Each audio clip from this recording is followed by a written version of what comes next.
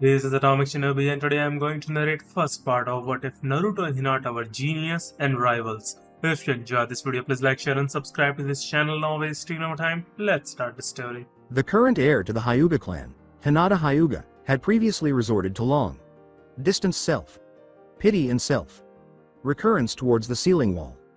This afternoon, her father gave her another scowl, and this time, the criticism was far more severe than the previous one.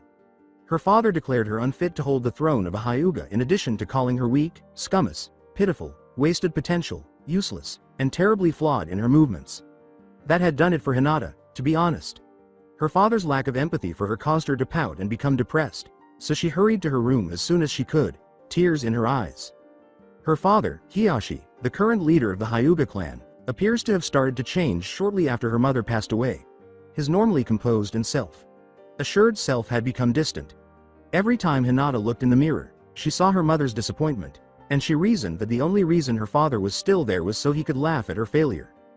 Instead of the typical Hyuga traditional brown, Hinata's hair was a striking shade of dark indigo blue, and her amazing bob cut looked stunning. Her skin was a smooth milky cream color that quickly faded when her father gave her another one of his Hyuga speeches. She also shared many of her mother's facial features, including her adorable buttoned nose, firm and soft pink lips full of warmth and mood, like eyes that held so many emotions of abuse and dejection in her lifetime. It's like her mother frowning down at her and shaking her head when she hears her father's disappointed voice. She couldn't let her down. She will no longer be a burden to others. She was going to train as hard as she possibly could from now on. She will never give up because that is also her ninja method, even if it takes the Hyuga years. That thought made her smile, and she immediately thought of Naruto Uzumaki, the boy with the blonde hair that we all know. Even when her own strength failed, Naruto would always lift her spirits and encourage her. He was the constant source of her inner strength. Don't get me wrong, Hinata Hyuga didn't have a crush on him or fall in love, but she did respect his strength, self-assurance, and most importantly, self-assurance. He was a complete mystery to her at times. One day he would be content, and the next day he would return to his true self. He was aware of his devoted family. Being able to smile with his parents, Kushina and Minato, must make him very happy. The Hyuga let out a sigh. Unfortunately, she was unable to have the same thing. She let a tear fall down her face. No, her warped thoughts wouldn't accept that she couldn't change. It didn't accept that she was just another Hyuga who happened to be born and had clan ties. She declined. She got out of bed and turned to face her gleaming pendant necklace in her drawer. She takes it in the palms of her hands and lifts it around her neck. As she looks for her bag, she sheds another tear. I promise, mother. I will change this clan. I swear. When she eventually located it, she quickly packed 2 scrolls and some unequipped weapons in her backpack. Finally, the time had come to take this show on the road. As is customary, Hinata Hyuga went to the back of the Hyuga compound, where they had a training field ready for anyone who wanted to work out. The mansion's back was enormous. The grass was as green as ever, flowers were blooming, and the sun, of course, made Hinata's day a whole lot better. No games if it doesn't rain. With a sigh, Hinata fixed her gaze on the middle of the log. There are red circles on it, but the red dot in the middle caught her attention the most. For any ninja, that was always the hardest to defeat. Given how much chakra and control the gentle fist requires, having prefect accuracy typically runs in the family. Since she had only witnessed Neji use it once, she genuinely didn't want to trouble him all day. She had no idea what was wrong with Neji, but it appears that he despises her. He was from the side branch, of course. Perhaps that's why he always gives her those shady looks. She recalled how they used to play together all the time, but these days he has grown distant and avoided her for as long as he could. Hinata was saddened by the fact that someone she loves harbors resentment toward her, and she's not even sure why. The Hyuga pulled everything from her pack while glaring at the target. The gentle fist, the Baikugan's most valuable secret, is contained in 2 scrolls. Under no circumstances could she go for this walk outside the walls of Hyuga. In any case, she was aware that she was in possession of something that would radically alter her own future. She used her Bukagen to study Neji, recalling his attacks. She had contradicted his Shiraka Nuark on a number of points. It seems to move through his body in the same way that air and water do when the wind blows through them.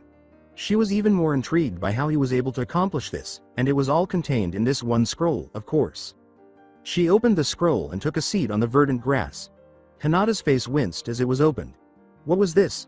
XOXO. She spread it out and placed it on the grass. Hinata whispered softly, what does the X represent? You. She turns to see her bodyguard, Ko, assuming a commanding stance. He had a bold, firm, and straight stance. Even so, his eyes were full of peace and kindness, qualities that many Hyugas lack. "Good morning, Ko. San." She greets the man in front of her with a kind smile, as a Hyuga should. He raised an eyebrow and said, "Good morning, Hinata. Sama. I see you got the secret scroll in your grasp." Hinata blushed and said, Well, I wanted to try it. To see if I could get stronger." Her head lowered as she finished. Ko sat next to her and softened her hearing. She looked up and peered into what she perceived to be a father figure, saying, "Look at me, Hinata. Sama. Don't put yourself down. It takes time for someone to mature and grow, mentally and physically. Don't worry, you have a lot of potential to become stronger." Her eyes are troubled by emotions. "But father said." Ko interrupted her, saying, "Do things for yourself, Hinata. Sama." Her eyes widened slightly as she stared into his eyes. But that would be going against father," she said in a horrified tone. Ko shook his head. "What I'm trying to say is have some backbone. If no one else will believe in you, then you have to believe in yourself. After all, isn't that what Namikaze Sama-san has said? I don't care if no one ever believes in me. I'm not sure about anyone else. In any case, I will remain Hokage." Naruto. His name slipped from her lips as she blushed cutesily, recalling Naruto's shout to the class. He exudes such self-confidence that she was deeply impressed. Even though she knew the blonde boy probably didn't feel anything for her, she couldn't help but feel a connection with him. He could have any girl in the entire school, and at the moment, he has a thing for Sakura Haruno, a girl with pink hair who, as I might recall, is always making advances on Naruto. She has frequently been concerned that Sakura might one day destroy every brain cell he has stored in his head. Sakura kept looking for Sasuke even after I told her that he could get any girl. After he kept asking her out on dates, Sakura lost her temper and hit the fourth Hokage's son, even though she really didn't like to do it. Despite his seemingly perfect exterior, Naruto is far from innocent. He read those repulsive perverted books in public, and she was unaware that kids his age were permitted to carry around pornographic books. For his grandfather, who supposedly created Ichi Paradise, he says it. Hinata found it all absurd, and now she sits looking at a post that used to entice her. Following 10 seconds of contemplation, she responded, "You're right, Ko. San. Naruto isn't the type to back down." Ko grinned with pride. "As I expect, Hinata. Sama. About the scroll." Hinata exclaimed, "Oh, yeah," as she recalled that she had come out here to train and was unable to decipher the meaning of the writing on the scroll. She boldly confessed, "I didn't understand the X and O." After inhaling deeply, Ko gave an explanation. "Okay, the X represents you and the O represent chakra. I know that there are different types of chakra." Yes, there is. As Hyugas are close range, so we automatically have our own earth affinity." Hinata gasped. "You mean my chakra is earth?" "There are different types. Water, air, lightning, fire, and earth." He explained a bit more. All of these 5 can prove dominance over the other. For example, if I have 2 different sources of chakra, I would add a square to represent a new chakra for mind. As I do that, both have to eventually blend with one another. Hinata's eyes narrow, like yin and yang. His head was hoisted. He saw Hinata's lips move, but he knew what she was going to ask. "You were born with it, and it does not prove for your entire base, such as yourself. Your affinity would not come to be earth, Hinata. Sama." Hinata furrows her brow. Most girls would have been ecstatic to see this. "So if I had fire and wind, who would win?" Ko smirked. "Fire and air balance each other out well. Like I said, Hinata. Sama, it could prove dominant or recessive whether or not each has to work and stand out. Air is the strongest element, so more than likely air could put out the fire, but it could also raise it." Hinata chose this time to voice her statement. "Just like water and fire." He nodded carefully. "Yes, indeed, it all takes the flow in your stomach in a certain part of your body and determines how much chakra you put into something. The Byakugan enhances our vision up to 360 degrees and also allows us to see chakra network." Hinata nods, finally understanding. "Ko-san, may I ask you a simple favor?" he asks, looking into the girl's eyes. "Yes?" His eyes enlarge as he says, "Use your Byakugan to study my network when I'm learning my Genyukin. You haven't mastered martial arts, so it wouldn't do to go on to a higher step. It takes a lot of flexibility and concentration." He exclaims, believing the air is way over her head. She giggled, which surprised him. "I have to get stronger to prove to everyone." His eyes moved a little. "I not only want to prove to everyone else, but prove to myself that I could actually do this. There's a part of me urging me on to take another step farther, but like you say, Ko-san, I cannot move a step ahead, so I will do as you say. She spoke lowly. I will improve my martial arts and then start my Gyuken. Ko grinned at the petite figure in front of him. She was truly unique. But Ko looks at her and waits for her answer. A smile tugged at her lips as she said, I want to rival the fourth Hokage's son Naruto Namikaze. Ko appeared to be going crazy. Did he actually know this girl from the Hyuga clan as a Hinata? The fourth son was practically being challenged by her. He shot her a nervous, why? You want to challenge the fourth Hokage's son, statement. What was she contemplating? What had she done? She is helpless against him. Hinata's confidence was high, and despite any doubts she might have had, wearing this pendant around her neck made her feel strong and proud. I know Ko-san. She says abruptly, as if reading his own thoughts. But aren't you the one that said I should believe in myself? I believe that I could beat the fourth son. It gave her a positive feeling. I hope you know beating Naruto Namikaze won't be easy as you sound like it is. Hinata agrees, saying, I know and I'm going to work very hard at it. Ko pats her shoulders and says, well, you know he's leaving you in the dust right now. I bet he's out doing some training with his father. She nods her head and smiles, saying, yes, he is, but once he start to notice me we will surely be best friends. I only hope. Her face instantly flushed when she said, you will Hinata-sama, but first you must approach him. What? A frown marks her lovely features as he says, but, I'm not confident. If you want to compete with someone, you just can't sit there in the back of the room not saying anything. Ahaha. He laughed at this, confounding the small Hyuga next to him. You challenge the fourth son despite claiming to lack confidence. I get it from watching Naruto. Hinata blushes and looks away. There was a brief pause in the laughter. You watch him? Yes, he gives me so much strength and it helps me get through the day seeing how hard he works and how much effort he puts into every challenge, she says calmly, her head lowered in shame. Despite appearances, Naruto is, in my opinion, the most compassionate person you will ever encounter. When she described Naruto, Ko was struck by the amount of emotion she conveyed, and he couldn't help but wonder if Hinata-sama was gradually falling for the blonde boy. Sama Hinata, do you have feelings for Naruto-kun? Hinata raises her head pleading him to go on. A blush speed her cheeks as she shook her head slowly. No. Although he was unsure of its veracity, he knew the heiress couldn't possibly be dishonest. I just see Naruto as someone to look up to, who is strong and has a lot of bravery and confidence. You are aware of all these symbols. He exudes courage and confidence. Hinata blushed more and started tapping her fingers together, saying, I guess I do like some traits of him, but I don't have any feelings for him. It's not something you can pick on. At all.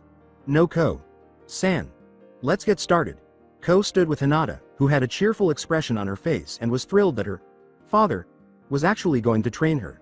Okay, get in your usual stance. She did, bending down with her right leg to the side and her left leg in front of her, her right palm protruding outwards and her right elbow bent slightly, drawing back her arms. He assumed it must have been the numerous training sessions she had with Hanabi because he noticed that the stance was just at the right angle and that not a single arm or leg was out of place. He slid into his stance and silently challenged her, saying, come at me. Hyuga came at him with more force than he had ever seen her come before, and she started off well with a two-slap of the palm, but they were so slow that he was able to avoid them easily. Hinata swept under his feet and he only jumped once, and when he did, he saw an opportunity to have one to his jaw, but he leant to the side to avoid the blow thrown at him. Step back. Step forward. It was a repetitive process that was similar to shoujo pieces, which Hinata didn't play well, but she was going to cheat at his own game. How? You'll see. Hinata reached for his arm, but he continued to do so until she saw him take offense. At this point, it was his turn to move forward and Hinata's turn to move backward. Ko made a sound and moved much faster than before, and Hinata was unable to keep up. One of his palms went towards her cheek, which she stopped, and another went towards her right, which she dodged, but this time both went towards her, and she flipped backwards, landing perfectly on her feet. I can do this. Strongwill's voice rang through her soul and bound as she increased the pace. His palms blazed at her, but she was either slapping them down or avoiding them all. She had to carefully plan this in her mind, and Hyugas were naturally concentrative, she thought, and he ran quickly without giving her any time to recover, and both of their hands went into a frenzy. Every kick she sent was avoiding him completely, and every blow she threw was ducked. What would Shikamaru do? When she pictured a board of shoujo pieces, a palm nearly struck her ear.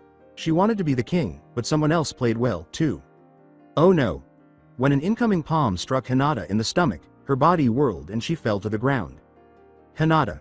Sama. She smirked as he hurried to her aid, which was exactly what she needed to entice him into her trap. Before he could do anything else, she jumped at him and put her palm to his heart.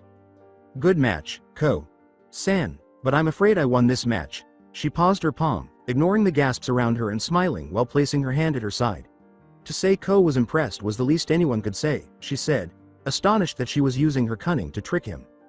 I think so, she confesses, blushing, thinking like Shikamaru now Hinata. Sama, I see. Though the Branch family saw her, Hinata's true desire was her father's recognition, and she was prepared to do everything in her power to get it, even if it meant breaking in the end. Whispers were heard throughout the training ground, and to their surprise, their small battle had drawn a sizable crowd. She scans again and finds herself staring at the person she has always feared. Neji Hyuga, the prodigy of the Hyuga clan.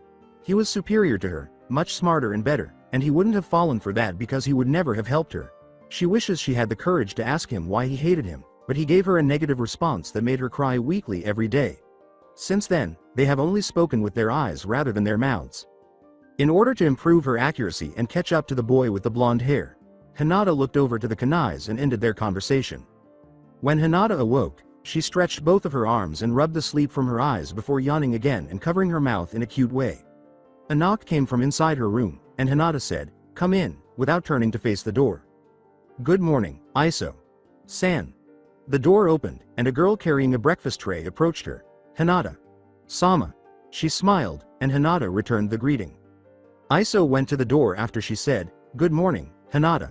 Sama." She held her hands for the Hyuga to take her breakfast. "Eat up."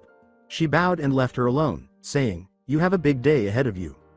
After 5 minutes, Hinata put her plate down and hurried into the shower for a full 10 minutes, brushed her teeth, put on her clothes, and bowed to her father with a parting sigh. She looked down at her tray and ate quickly, gulping everything down because she didn't want to be late for the academy and she didn't have much time to get dressed. No Hyuga is to ever be late. Happily, Hinata Hyuga scrolled along the Konoha paths toward the academy, recalling all that had transpired yesterday and knowing that today would undoubtedly be unique and fascinating. She was finally moving forward instead of backward, as she usually did. Her mind wanders to her father, wondering how she would convince him that she was genuinely deserving of the position of clan head. A shout came from behind her, and she turned around to see Naruto and Sasuke running at her with a crazy number of fangirls on their tails, her hair blowing in the wind. AHHHHHHHHHHHH. Sasuke glared angrily at the blonde boy next to him, and Hinata wondered if Naruto was the reason for their tramples. Naruto's voice erupted, his cloak flapping from side to side as his delicate features were revealed in a glistening moment captured by the sun. "Return, Naruto-kun, Sasuke-kun, don't run, please. I need your number, Sasuke and Naruto, Sasuke-kun." Kun Naruto. Dazed. Hinata Hyuga was happy to see the boy with the blonde hair, but she was afraid they were going to attack her. Naruto bumped into her on the way before she could move, and Sasuke's skid turned to see the delay. "Oh. Yes, they are, not far from their location," a fangirl let out a squeal. "Darn it." Naruto muttered and grabbed the girl, who let out a yelp as he grasped her arm. When they started running again, she was stumbling over her feet and could hardly keep up with Naruto's pace. Knowing this, he did the only thing that was appropriate in this circumstance. He grabbed her wrist with ease, placed his arms beneath her leg's calf, and held her bridal style in his arms. "Sasuke. In which direction?" He saw his eyes move left to right. Right. They cut on the road escaping the stampede of girls, but both were smart enough to figure out they saw them go into this alleyway. "Naruto." Sasuke muttered. He spun the girl out of his grasp and put her legally on her feet, saying, "Got it. Kage Bushin no Jutsu." Out came a clone version of Naruto with complete determination plastered across his face. Hinata stood in awe as a second Naruto took his place as original Naruto. "Let's go," Sasuke said urgently, so once again Naruto took the heir's hand and led her around the entire alley, opposite of the clone direction of Naruto. That should hold them. Hinata clung to Naruto's sleeved cloak in terror as he whispered in the girl's ear, "Hold on tight." They both backed away slowly after they reached the other side, where they found themselves facing attractive hormone girls, for WH. HAHAHHHHHHHHHHH. Her leg dangles helplessly around his waist. He had literally jumped into one of the building, jumping 40 feet into air. Her legs shook and her hand was desperately tied between life and death. She wasn't an air person but an earth person. NH. A baby sound crossed the parting of her lips. The Namikaze attention now on the girl's smile hopping building to building. I won't allow anything to happen to you. I swear. He laughed as the girl started to relax. He pried her from this awkward position and landed on the hard ground below, where he saw her gain her breath with her arm on her knee. Sasuke soon landed next to him and said, "They're gone." He said calmly and confidently, "It won't be long before they catch up. Until then come on Hinata. Chan." Her eyes widened at his choice of words, and she blushed inwardly, shocked that he knew her name and still called her Hinata. Chan. "Thank you for saving me, Naruto." He smiled broadly and put his arm to the back of his head. "No problem.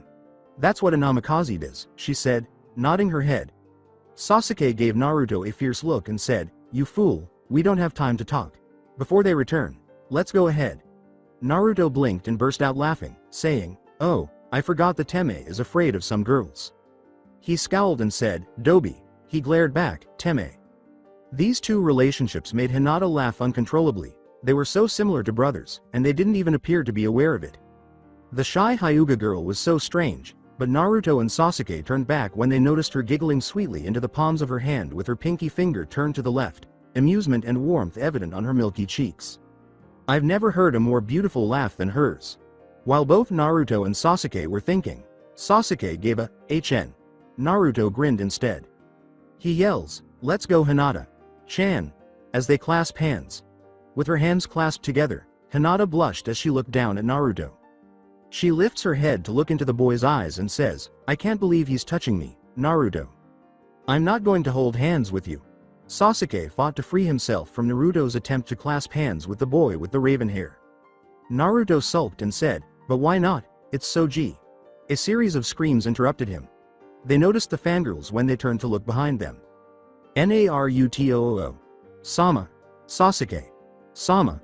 Naruto completely forgot about holding hands with the final Uchiha, saying, "Oh shit Teme." Rather, he grabbed Hinata and fled. At last, Naruto, Sasuke, and Hinata reached the academy. When they first opened the door, they noticed that students were flinging paper balls everywhere in the classroom. While many girls were applying makeup, others were chatting with their friends. When his pet performed some tricks and earned a treat, a boy with a dog on his shoulders grinned. A pineapple headed boy with a hand on his cheek was looking at his best friend, who was eating some chips next to him. Last but not least, a boy was sitting in the back of the room, quietly reading a book on medical ninjutsu, while a pretty girl was furiously cleaning up the trash the boys had created when they threw paper all over the place. Sasuke and Naruto couldn't help but wonder if this was an academy or just a group of snotty kids. The figures who had just entered the classroom caught everyone's attention. Some frowned indifferently, while the boys grinned and the girls wore hearts in their eyes. The girls hurried over to them. A brown-haired girl clasps her hands together and smiles broadly at the fourth son, saying, "Good morning, Namikaze, Sama." "Good morning Sasuke-kun."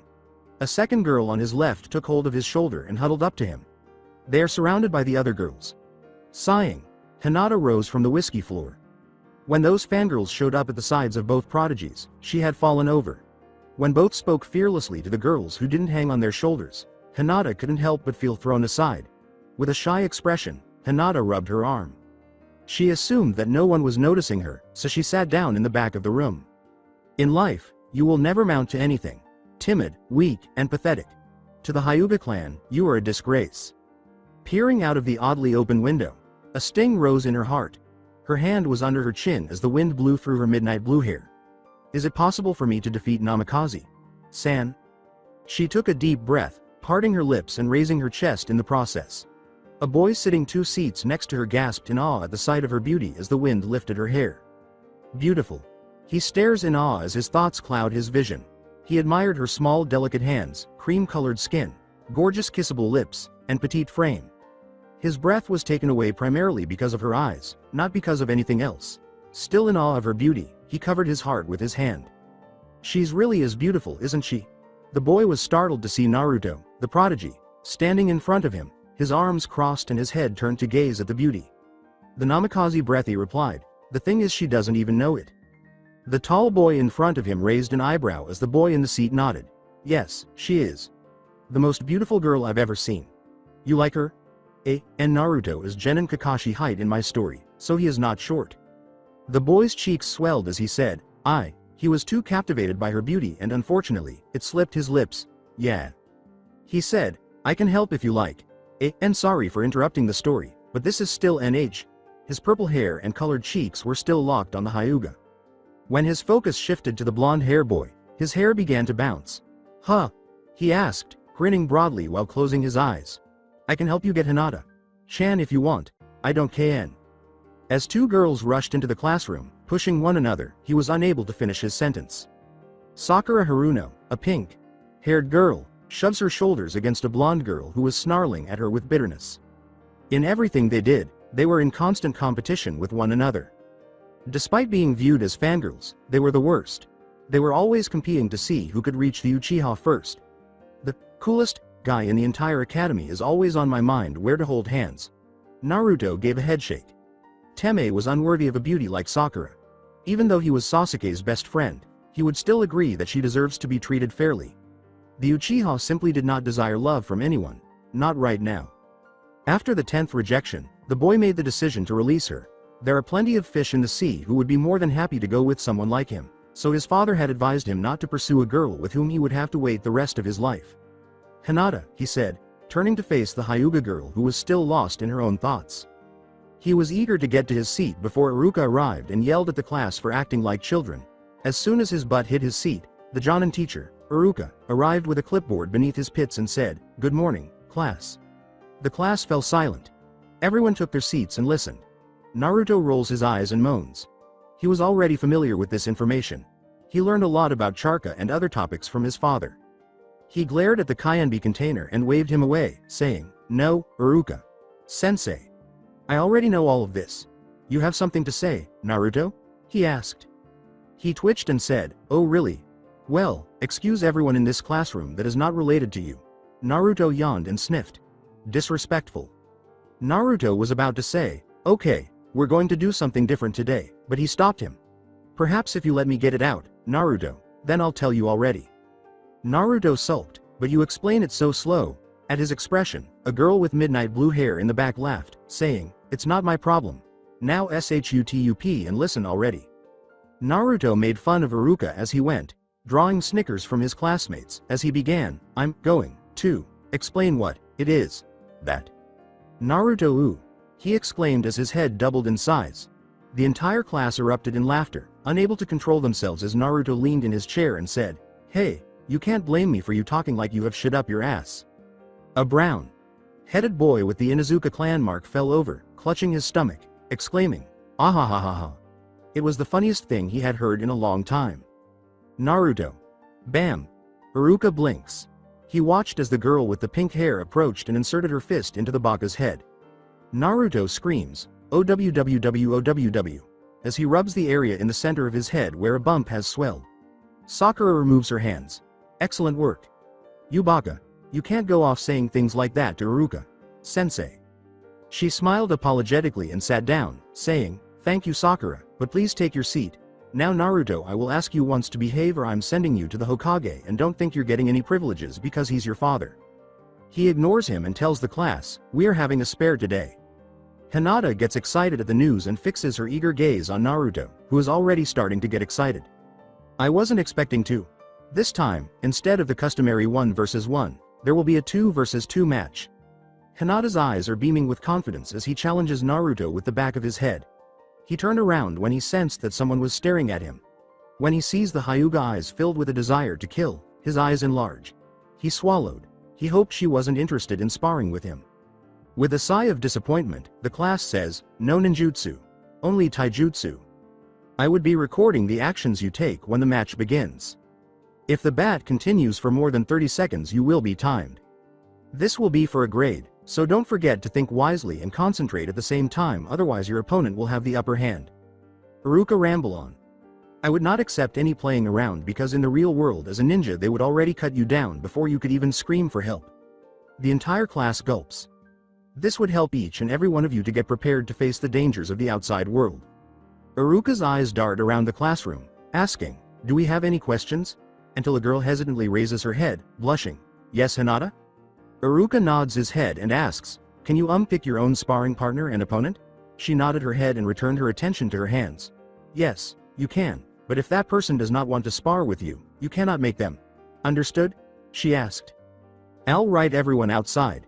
They had been led by Iruka to the rear of the academy, where most sparring occurs. A few educators were also present. Hinata's ears pricked with Ko's words. You have to go up to him first. Hinata pondered, I wonder how he will respond. Everyone started switching partners after Iruka told the class to go ahead and find a partner first. Sakura was with Ino. Shikamaru, Shoji's best friend, was his partner. Naturally, Naruto always paired with his brother, Sasuke, while Kiba chose to pair with Shino. Hinata glanced down at her feet. No one desired to ever be paired with her. Why? She asked, clenching and unclenching her fist. Hello. She was startled by a gentle, kind voice and stood up to see a boy with pale skin, gorgeous green eyes, and light purple hair grinning warmly. Hinata also gives a kind smile. Hello. He lifted her hand and gave her a gentle kiss on the middle, saying, My name is Iochito Sabare and I'm guessing you're Miss Hyuga. Hinata's lips turned red and sour. Why did you do that? She said, squeaking and stumbling away from him. He smirked and said, I'm sorry, am I frightening you? He was unaware that someone was standing next to him. Hey! Keep your hands off of Hinata. Chan! Iochito raised an eyebrow, facing Naruto, who was furious. Confused, he asks. He scowled and said, Does it bother you? Aren't you the one that said you were going to help me?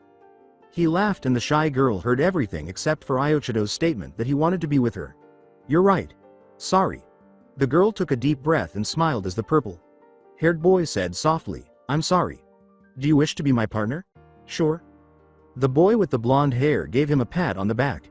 Good pick. With a bright smile, Naruto said, Now that everyone has a partner, it's time to choose your opponent. He felt like himself again. When he exclaimed, It's finally about to start.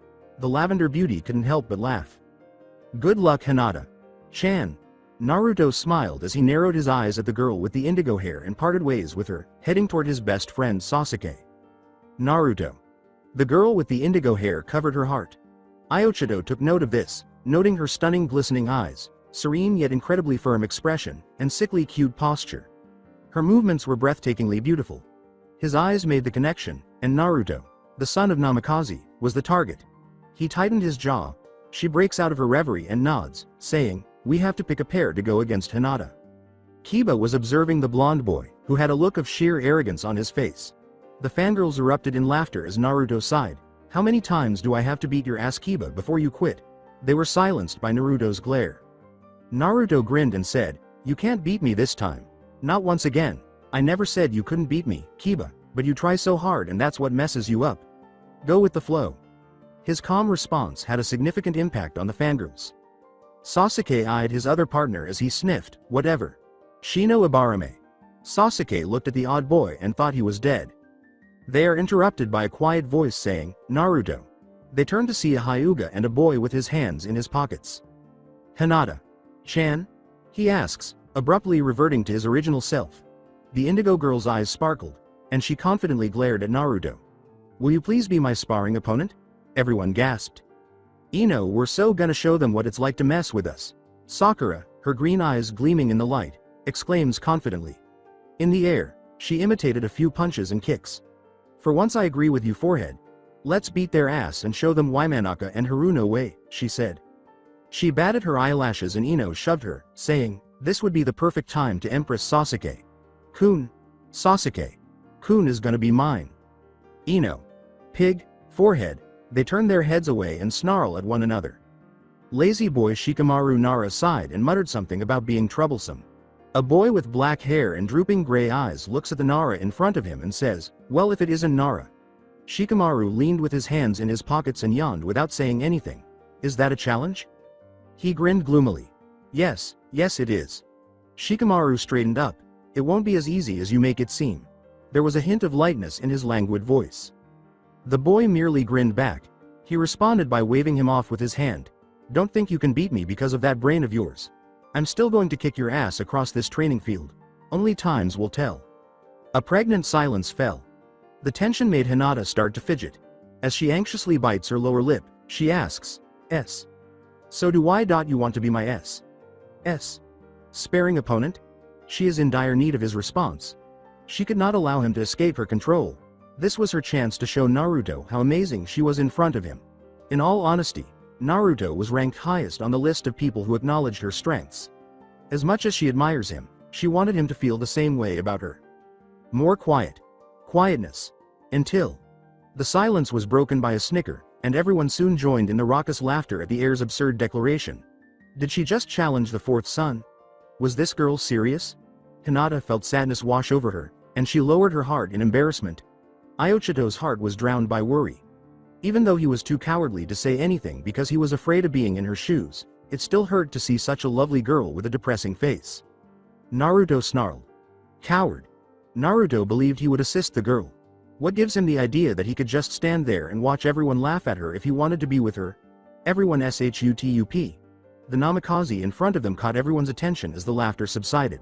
The other teams looked to see what was happening after his outburst. He yelled, his eyes flaming with rage. He spat in disgust at them, gritting his teeth in disapproval, and yelled, "You people disgust me and you're just like those damned villagers. Who are you to laugh at Hinata? Chan? She's probably the most acceptable ninja out of anyone in this entire academy." He ran into the day with nimble speed. The voice of Iruka-sensei called out to him, "Naruto." But he was too far gone to hear any more cries. He wasn't going to go back or anything. Right now, he simply didn't want to deal with him. Eventually, he found himself sitting on a tree limb in the forest near Konoha. Damn it, why does that incident always get to me? He sighs, running a hand through his golden locks. Alongside his father Minato Namikaze, who was beaming as their son blew out the candles on his special birthday, Naruto sat at the dining table with his mother Kushina. Fuu. The happy boy, who was excitedly preparing to cut some cake, heard the sound of the wind. They both joyfully clapped as they took out screamers and turned them into a necklace. When his father politely asked, "What did you wish for, Naruto?" his wife Kushina gave him a scowl and a blow to the head. She pouted and rubbed her son's hair, saying, "You idiot, you know not to ask our son that. It may not come true. I can't believe he's growing up so fast." After hearing those words, Kushina placed her head on Minato's shoulder and said, "Me neither. Our son is becoming a tidy young man. He really is, Minato, he really is." At that moment, their door was knocked on, and this time, it wasn't a gentle knock. Rather, it was a beating. She had instructed the Anbu not to be bothered by anyone. Can't they ever perform a task correctly? After giving his wife a final shoulder pat, he said, "I'll get it," and proceeded to the door. Minato was shocked when he opened the door and saw a sobbing, distraught Hyuga storm in as more loud bands burst from the inside of the house. After closing the door, he walked slowly back to his wife and son. He noticed the sobbing woman with her hands clasped together, hunched over his wife. Kushina exclaims, "Hishomi is dead." Minato's posture is quick and gaping. She sobbed more, barely holding back her tears as she said, "She died when." Naruto's father simply nodded and let him go upstairs. "Minato, please take Naruto to his room. He doesn't need to hear this." When Kayonbi brought his claws on her, she was in excruciating pain, but even after we rushed her to the hospital, we discovered that she was pregnant.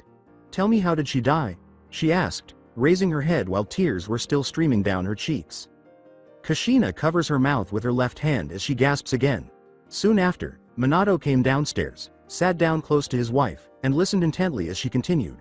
She was in so much pain, and once she went into cardiac arrest, we started getting more worried as minutes passed. The nurse came to us after a week and she had a smile, so I'm assuming everything went well, and it did.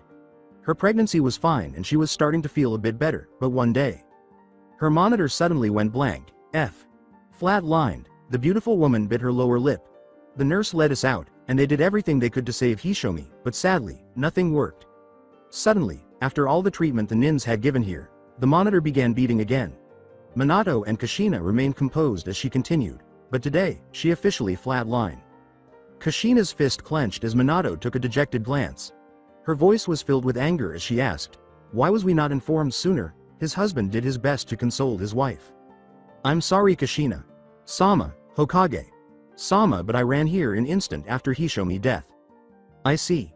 Eavesdropping on his parents and the adult woman next to them, little Naruto stood behind the door. He wondered why a woman with her level of beauty was crying. His 4-year-old mind thought, weird. The eyes of the women were white and pale.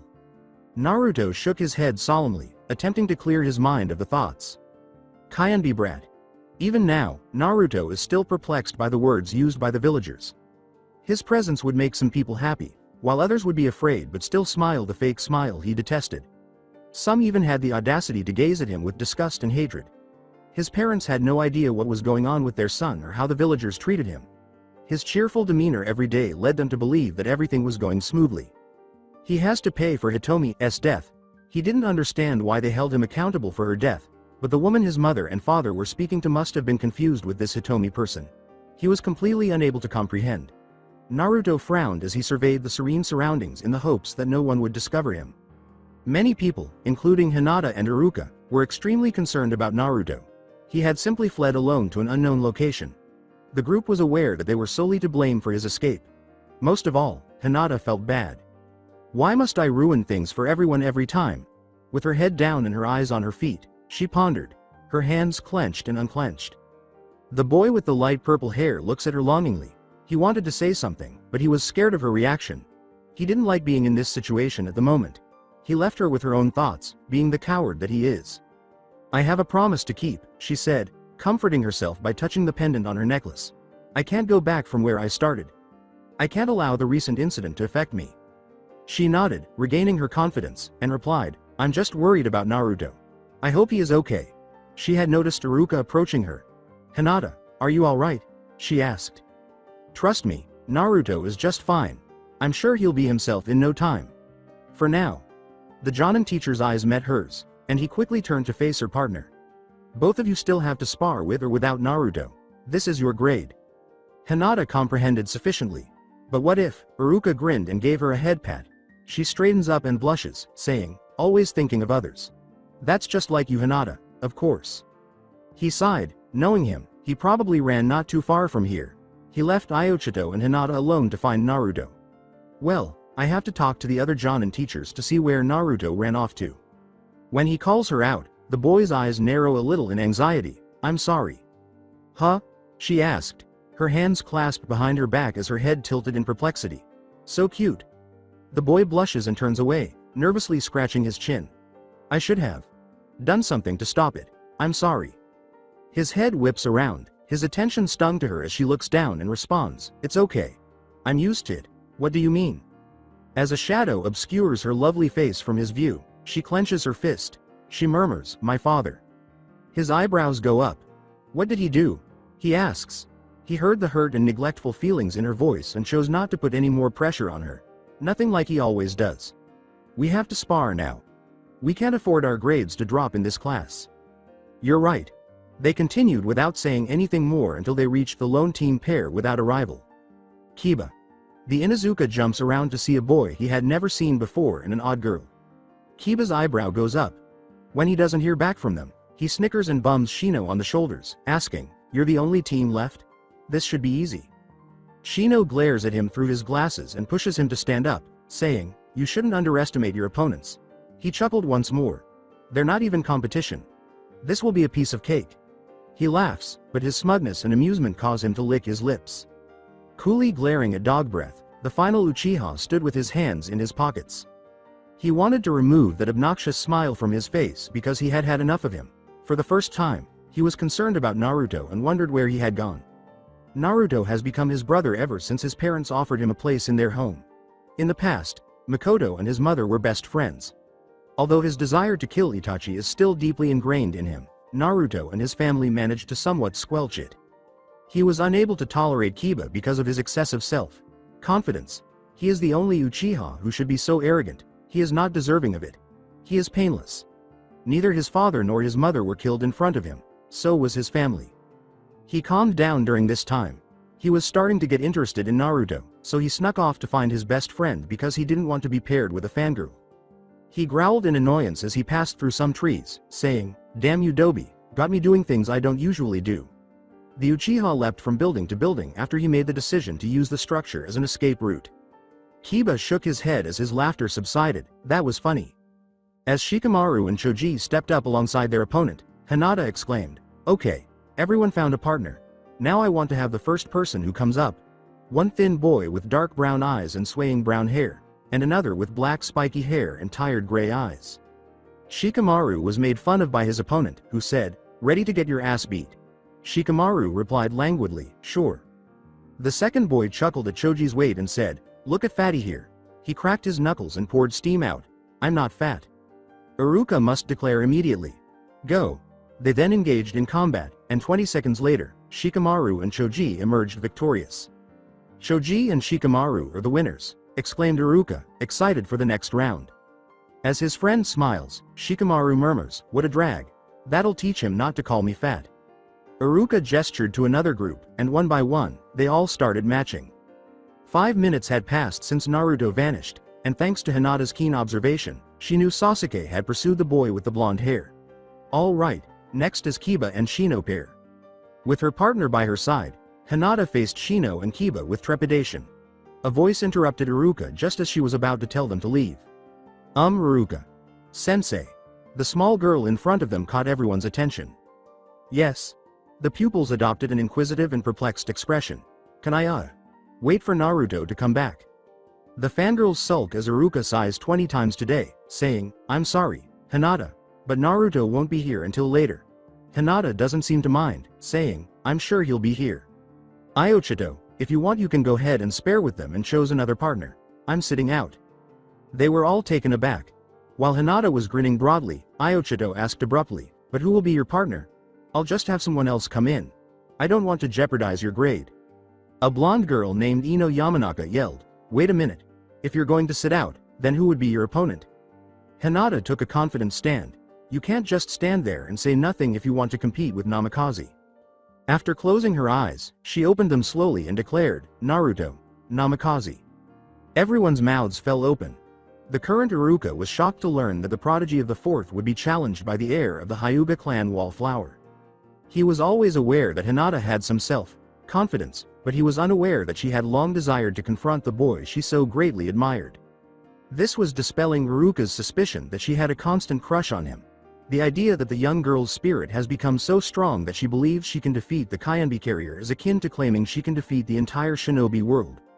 Iruka was unaware of the heir's full potential, but he was aware that she would aim to become a high executive if she ever did. She had a ton of work ahead of her. Even her partner Iochito's jaw dropped a little. He had assumed she was just a sweet and gentle girl who would shy away from difficulties like these, but she still had a big commitment to keep her word to herself. He would never have ever been so angry or so low as to challenge one of the most prestigious clans in the entire village. It was similar to challenging the fourth himself to challenge Naruto. Iochito was aware that Minato trains him virtually every day. He had just started to realize that perhaps Hinata had been concealing her true purpose all along. The blonde girl who had just received an answer, Ino, was equally astounded by what she had heard. The shyest, sweetest, and most girfing person she had ever met was Hinata, as she had known her. She would have the audacity to discuss this issue and alert the public to the problem. She has no idea what has been going through the girl's mind lately. What caused this abrupt change to occur suddenly? Did she simply ignore it, or was it always there? Sakura Haruno, her friend, was adjusting to the fact that the Hyuga heir genuinely desired to confront the fourth son. Even though Sakura knew Hinata had no chance against the prodigy, she still thought it would be epic to watch them fight. She was simply incapable of doing it. Sakura may have repeatedly punched Naruto and called him a fool and dummy, but she knew what the boy was capable of. She knew deep down that Hinata would be in serious danger if she had to choose between him. At the blasphemousness of her response, an Inuzuka clan member stood slanting. He had heard of Rediclus, but this was something else entirely. He truly didn't want to challenge the fourth son at all, and he had assumed she was joking. Who, after all, would oppose him? He is specifically the demon responsible for the destruction of Konoha many years ago. The class's quietest student was finally phrasing her, but as soon as it was out, he was at a loss for words. Shino's eyes moved under his glasses, not the others. Her boldness and confidence as well as her speech startled him. He was aware that Hinata secretly possessed the bravery to express her opinions.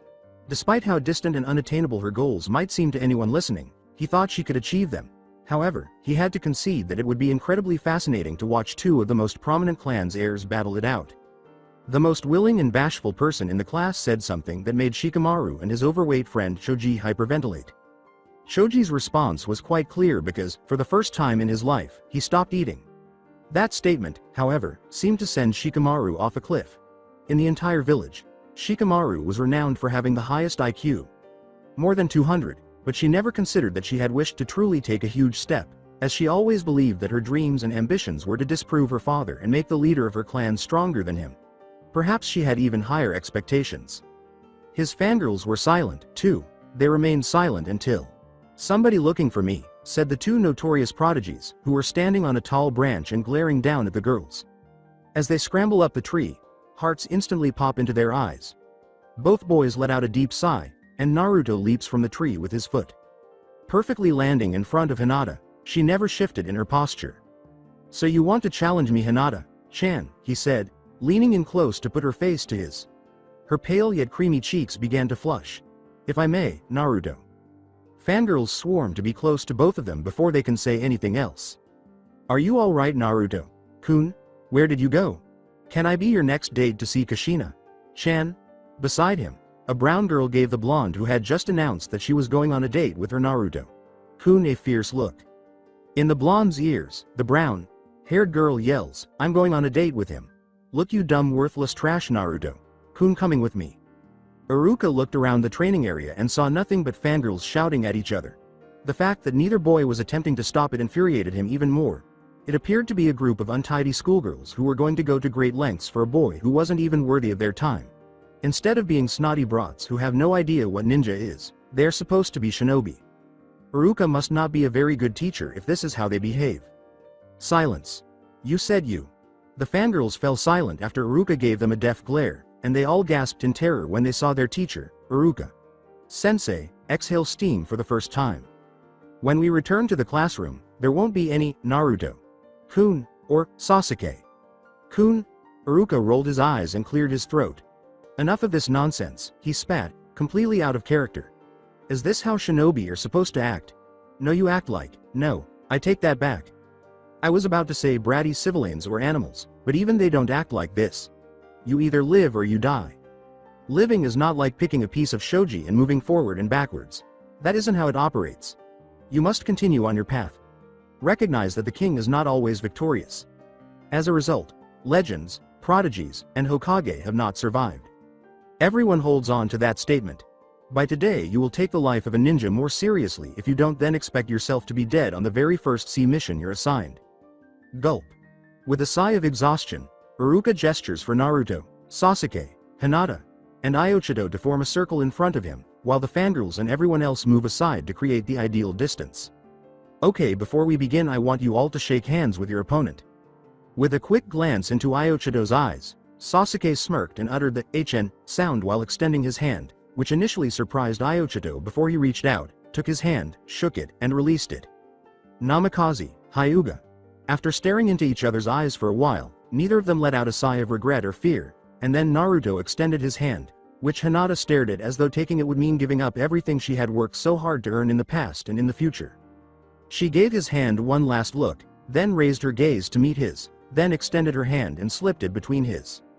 They knew they would be from now on as they gazed into each other's eyes, hands clasped, arms straight, back firmly, and eyes full of fire. As the self-assured individual that he was, Naruto was a little reluctant to harm the Hyuga clan heir, but he had to admit that she was a gentle fist user, which meant she could have the upper hand in taijutsu. Aside from what his father had taught him, he had very little chance. Naruto and Hinata took a back step a few meters apart and glared hotly into each other's eyes. Here was Naruto Uzumaki, the prodigy, the great, the man of her suffering, as she likes to call him. Hinata had always harbored a small grudge against him. It may not have occurred to many, but the Hyuga didn't like that he had everything handed to him. Despite this, she grew quite fond of him, and her hatred quickly subsided after he had long since protected her from bullies. She never thanked him for what he had done. The last Uchiha, Sasuke Uchiha, stood slanted, hands in his pocket, and he looked at his opponent without showing any signs of fear. He had only ever known Iochito for one thing: medical ninjutsu, and he didn't quite understand why he would choose to premise himself to that extent. He wondered why he was always studying medical appliances. It seemed like he had something to hide. Sasuke then stood more firmly, watching his opponent's every move, expression, mood, twinge, and gesture. He wasn't going down without a fight, and neither would Naruto. Though he was filled with fire, Sabure was actually a little afraid of opposing the last Uchiha because he had heard so many stories about the Kikigenki, the infamous Sharingan, which had become part of the village's history and was said to be capable of killing anyone who entered the first stage of Sharingan. Since he had a Kikigenki as his partner and a gentle fist user, he didn't think too much about the situation. The only thing he disliked was that you had to use only taijutsu. Damn. All right, just to remind everyone, this is merely a taijutsu spar. At that point, Iruka stepped out of range and yelled, "Fight, please do well." And the battle began. Sasuke Uchiha, the most conceited of them all, was the first to move. He thought he had the perfect move and aimed a kick at Iochido's head, but Iochido blocked it with his right arm and struck him twice. The Uchiha flipped backwards on his hand and charged in again, aiming a left, right, and then an uppercut. To Sasuke's surprise, Iochido was avoiding every blow he threw at him. Hinata kicked at Sasuke's head from the side, but he ducked under it when he saw the Kyuubi carrier Naruto sprint forward, grabbing hold of Hinata's leg, and swinging her to the opposite side of the training ground. However, he didn't anticipate that she would flip backwards in midair while bringing her hand down on the dirt ground. She skidded to a stop and charged forward at Naruto, speeding a blaze of palms at him, but he was slapping everyone down. That's when Hinata did something unexpected. Rather than doing something meaningless, she balled her fist tightly and gave Naruto a powerful blow to the head. Not only were they impressed by what they saw, but they were also in awe of the Hyuga's control and balance. Only Kiba or Sasuke ever took a hit from the prodigy. With a grin, Naruto stood up and whipped his face. "Nice one, Hinata. Chan, but not good enough," he said, rushing into a stance and confronting the Hyuga. Punch, dodge, kick, dodge, punch, jab, duck, uppercut. When she slammed a fist into his cheek, Naruto saw an opening and jerked his right arm to grab her left, causing her to gasp as he miraculously flipped her over him. Sasuke. She was thrown in a matter of seconds. Catch. When the Uchiha saw her partner approaching, he smirked and threw Hinata into her partner Iochido. The wind power was too strong for her, and she ended up in the Uchiha's arms. Auggggghhhhhh. As her vision began to become a little blurry, the Hyuga slammed her head against her partner. She was able to get up behind her and saw a blur in front of her, which she recognized as Naruto. He simply shook his head in disappointment, saying, "I was expecting something much better than that, Hinata. Chan. However, I suppose I was mistaken." This fight couldn't be over so quickly, could it? The Hyuga gritted her teeth as she watched her partner knocked out on the ground below her. She had once again put her team in danger due to her foolish mistakes, and she had promised to change. Over her, Naruto said, "Sorry, Hinata. Chan," his face unreadable, "time to end this." The Hyuga muttered, "Not yet," and rolled to the left, leaping up and charging forward of Naruto. The blonde saw this and immediately blocked her attack with a sidearm. His partner Sasuke Uchiha hit him with a sidekick from the side, and Hinata ducked under the attack. Naruto also ducked to ensure that he wasn't hit by Sasuke's kick. Before she could land the blow, Sasuke's eyes shifted and he grabbed the Hyuga's foot as she twirled in the air, sending a diving kick to Naruto's head. He swung her into a tree, but fortunately she caught her balance and skidded on her feet, her fingers parting to stop her in a safe position. Everyone was quiet by this point, even the Jonin teachers and students, and the world seemed to be in disarray. They were all astonished by what they were witnessing, and neither of them had any thoughts because of the injuries and incredible conferences of the battle standards. The Hyuga had to figure out how to defeat two with one pebble, and she was quietly planning her next move. Since this Uzumaki was intelligent and there was no way he was going down without a fight, Naruto was shocked that Hinata was actually giving him some trouble. Now that he had seen what she was capable of, he could finally carry out his plan. This girl had guts. Sasuke Uchiha watched, looking at the Hyuga with mild interest. He had never seen this side of her before, and because he didn't pay attention to her, he had missed her newfound resolve. But not enough for someone like me to win.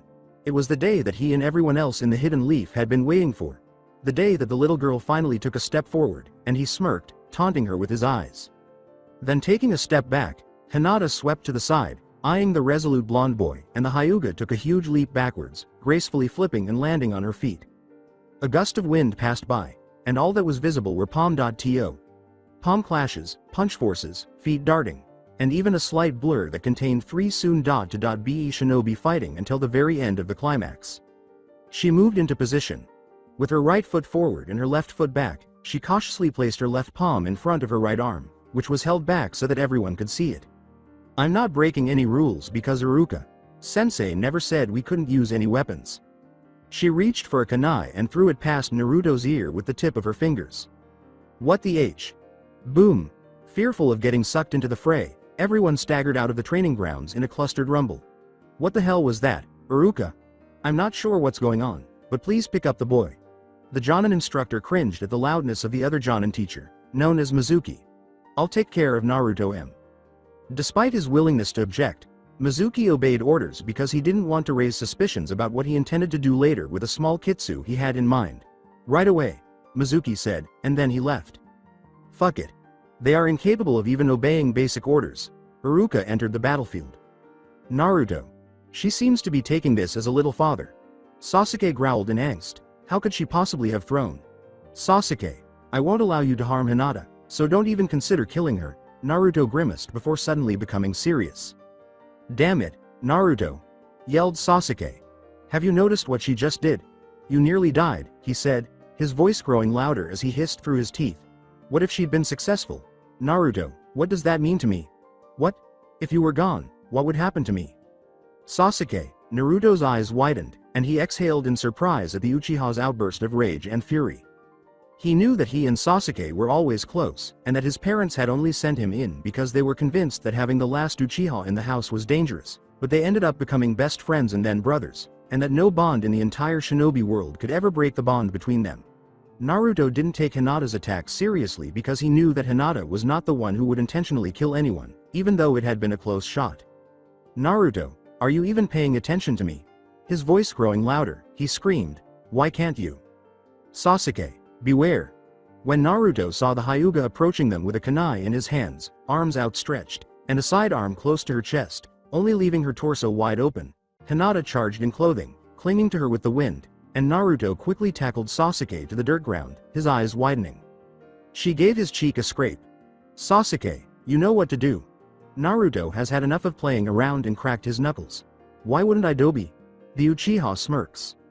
Sasuke and the blonde boy both raised their hands in a cross and yelled, sexy no jutsu. Hinata was bursting with pride. The Hyuga wasn't conceited, but she never thought she'd make it this far, and that paper bomb was a huge help. Iruka-sensei said, you can't use anything but taijutsu, so what are they planning? The Hyuga became perplexed at the hand sai they were throwing up, and she heard them both yell, sexy no jutsu. The Hyuga knew from watching them that they had done this before because they seemed to know what the other move was next, so she'll have to be on her heels for this one. When she saw one of the boys lift their shirt, the Hyuga blinked in confusion, her face turning red instantly, and the Uchiha smirked at her reaction, approaching her with his half-open torso. She was unable to move or breathe, and all she could do was stare, mesmerized by his body's movements. The Uzumaki was quietly scamming behind her, raising his hand at the back of her neck, but she was so preoccupied that she didn't even notice him. Naruto whispered sadly in her ear, I'm sorry for doing this, Hinata, but there can only be one. Then he knocked her out cold. Earlier the Hokage sighs as his gaze focuses on the third face of the Hokage monument. Sarutobi Hiruzen is a great man who sacrificed everything for the village they live in today. Minato worries about his son's safety every day, and it stresses him out to see him come home wearing fake smiles and drowning in happiness because there is trouble in the world outside his home. He knew Naruto didn't want to share what was on his mind with them, but Minato couldn't let the truth out. He sighs once more, exhausted, anxious, and resentful of keeping so much from his own son. He had wanted to tell him often, but for his safety and the safety of this village, word must not be shared under any circumstances. He knew he shouldn't have taken Naruto into his household or claimed him as his son. The agonizing thought of someone attempting to take his only child away from him hurt more than someone taking away his soon-to-be wife Kushina. He had warned the villagers in the past to treat Naruto as a hero, one of the citizens in Konoha other than the demon that destroyed and tarnished the village many years ago, and he had kept it dependable in his heart for the day when Naruto is truly recognized as a hero throughout the entire village, if not the entire shinobi world. His only options were to have ambuscade the areas or put the entire village on immediate lockdown. You never know when they would strike, which is why people are so afraid to come in and out of this village, and they don't need to worry about having to worry about the ones they love being protected in their own village. He was caught between protecting his loved ones for their safety and his own safety, and he had many enemies who wouldn't dare let him live on this planet. They all wanted to see him shed blood, dead, and millstone with a grave of pebbles and rock. Since he was the Hokage, Minato held everyone accountable for their misfortunes, but he blamed himself more after that day. No jutsu flashback. The village is under attack, Minato. Sama. Send Anbu for any survivors, Minato said, gritting his teeth and looking at the clock before turning back to the window. All Jonins and medical teams must go to the battlefield. Keep Genins away and look for a secure location where people can resurrect. Start moving. A flash came from the corners of the room, and Minato's door swung open with a clash before he could say another word. Minato. Sama. Urgently the nurse called for the fourth's attention. What is it? In an attempt to avoid panicking and overreacting, Minato says as calmly as possible, Kushina. Sama is giving birth, you must hurry. Minato hurried out of his chair and ran out the door to his soon-to-be wife Kushina, saying nothing more. Running through the halls, Minato thought, damn, just when things couldn't get worse. He didn't want to lose any chakra he had saved for later, and although he knew he had the old man to rely on, something terrible that even a Hokage like him couldn't replace would happen soon. Which one is it? Minato looked left and right, spotting door from door, room 145A. They soon found the door, and after twisting it, Minato shifted his posture slightly at what he saw. His wife was drooling in sweat, crying, screaming in agony, and her face was completely red. Her clothes appeared to be a little worn out, but that was the least he was concerned about. He needed to figure out what he needed to do, or else there wouldn't be anything left to protect his wife during childbirth. Minato saw 3 people standing in a corner and noticed a dark figure in particular. He decided not to press the issue of why this figure of person seemed so secretive, and all he could think about was his wife and unborn son. He knew what he had to do, and he knew he had to seal his son with the very seal he never wished to use on such a beat. Most importantly, his own son is about to be born into this trenched society. Minato. He snapped out of his thoughts hearing his wife cry for him. He ran towards his wife, gripping her hand tightly. I'm here. I'm here. He tried to soothe her with his own voice, hoping and praying that this would prove to calm her down. To his disappointment, it only proved greater pain. Ow, hhhhhhhhhh. The nurses had to keep her motionless despite their best efforts to calm her down. When the nurse noticed that Kushina was imitating her, she reassured her, saying, take 3 deep breaths, Kushina. Chan, you can do it. All right, now push. Uhhhhhhhh. With her chin flying up, she let out a wail. Boom. Do. Whatever. You have to Minato-kun. Minato looked at his wife with a long, sorrowful expression, and they met eyes. The sound shook the hospital like a thrash of lightning, and the electric blinked on and off for a moment before starting back up, but Minato had his hands tied. Kushina. Chan, please forgive me, but the village needs me. Minato's expression changes to one of seriousness, hardness, and boldness. I apologize for not being able to stay longer to witness the birth of our son, but I will return for you, Kushina. Chan. Never question me about that. He turned away from her and went to the door, saying, I love you. He glanced over his shoulder, and before she could respond to his sincere words, he was gone in an instant. Kushina's eyes were filled with worry and anxiety as she muttered her lover's name, Minato. As the Hokage stood beneath the battleground's resting trees, he was both astonished and terrified by what he saw. He couldn't believe how much damage the Nine Tails had caused to the village and his house. The Hokage growled softly, allowing his blood to flow through his veins, allowing his adrenaline to build up, and allowing his confidence to soar. Boom. In the midst of the chaos, which included trees toppling over, poles flying and colliding with buildings, and children, mothers, fathers, and civilians fleeing for their lives, Minato's eyes searched for only one person. Hiruzen Sarutobi, the 3rd Hokage, who was on duty and ostensibly protecting everyone from the Nin Tails. He had his duty, and as a Hokage, he had to protect everyone. He flew in the vicinity of the Nine Tails and said, You better not die on me, Sarutobi. Sarutobi was seated like a Hokage, his hands forming in a sigh, and he uttered the words, Shadow Clone Jutsu. 20 clones appeared, imitating the third's movements, and he charged into the demon, switching sides and jumping feet in the air in the hopes of receiving a blow from the Nine Tail. But his claw mistakenly came for a strike. Shit. Poof. He was shielded from the blow by the shadow clone. Sarutobi skidded to the ground as he saw a Hyuga sprint toward him and yell, Sarutobi. Sama, may I help you? Sarutobi's eyes never left the Nine Tails. Out the corner of his he nodded before saying, Take care.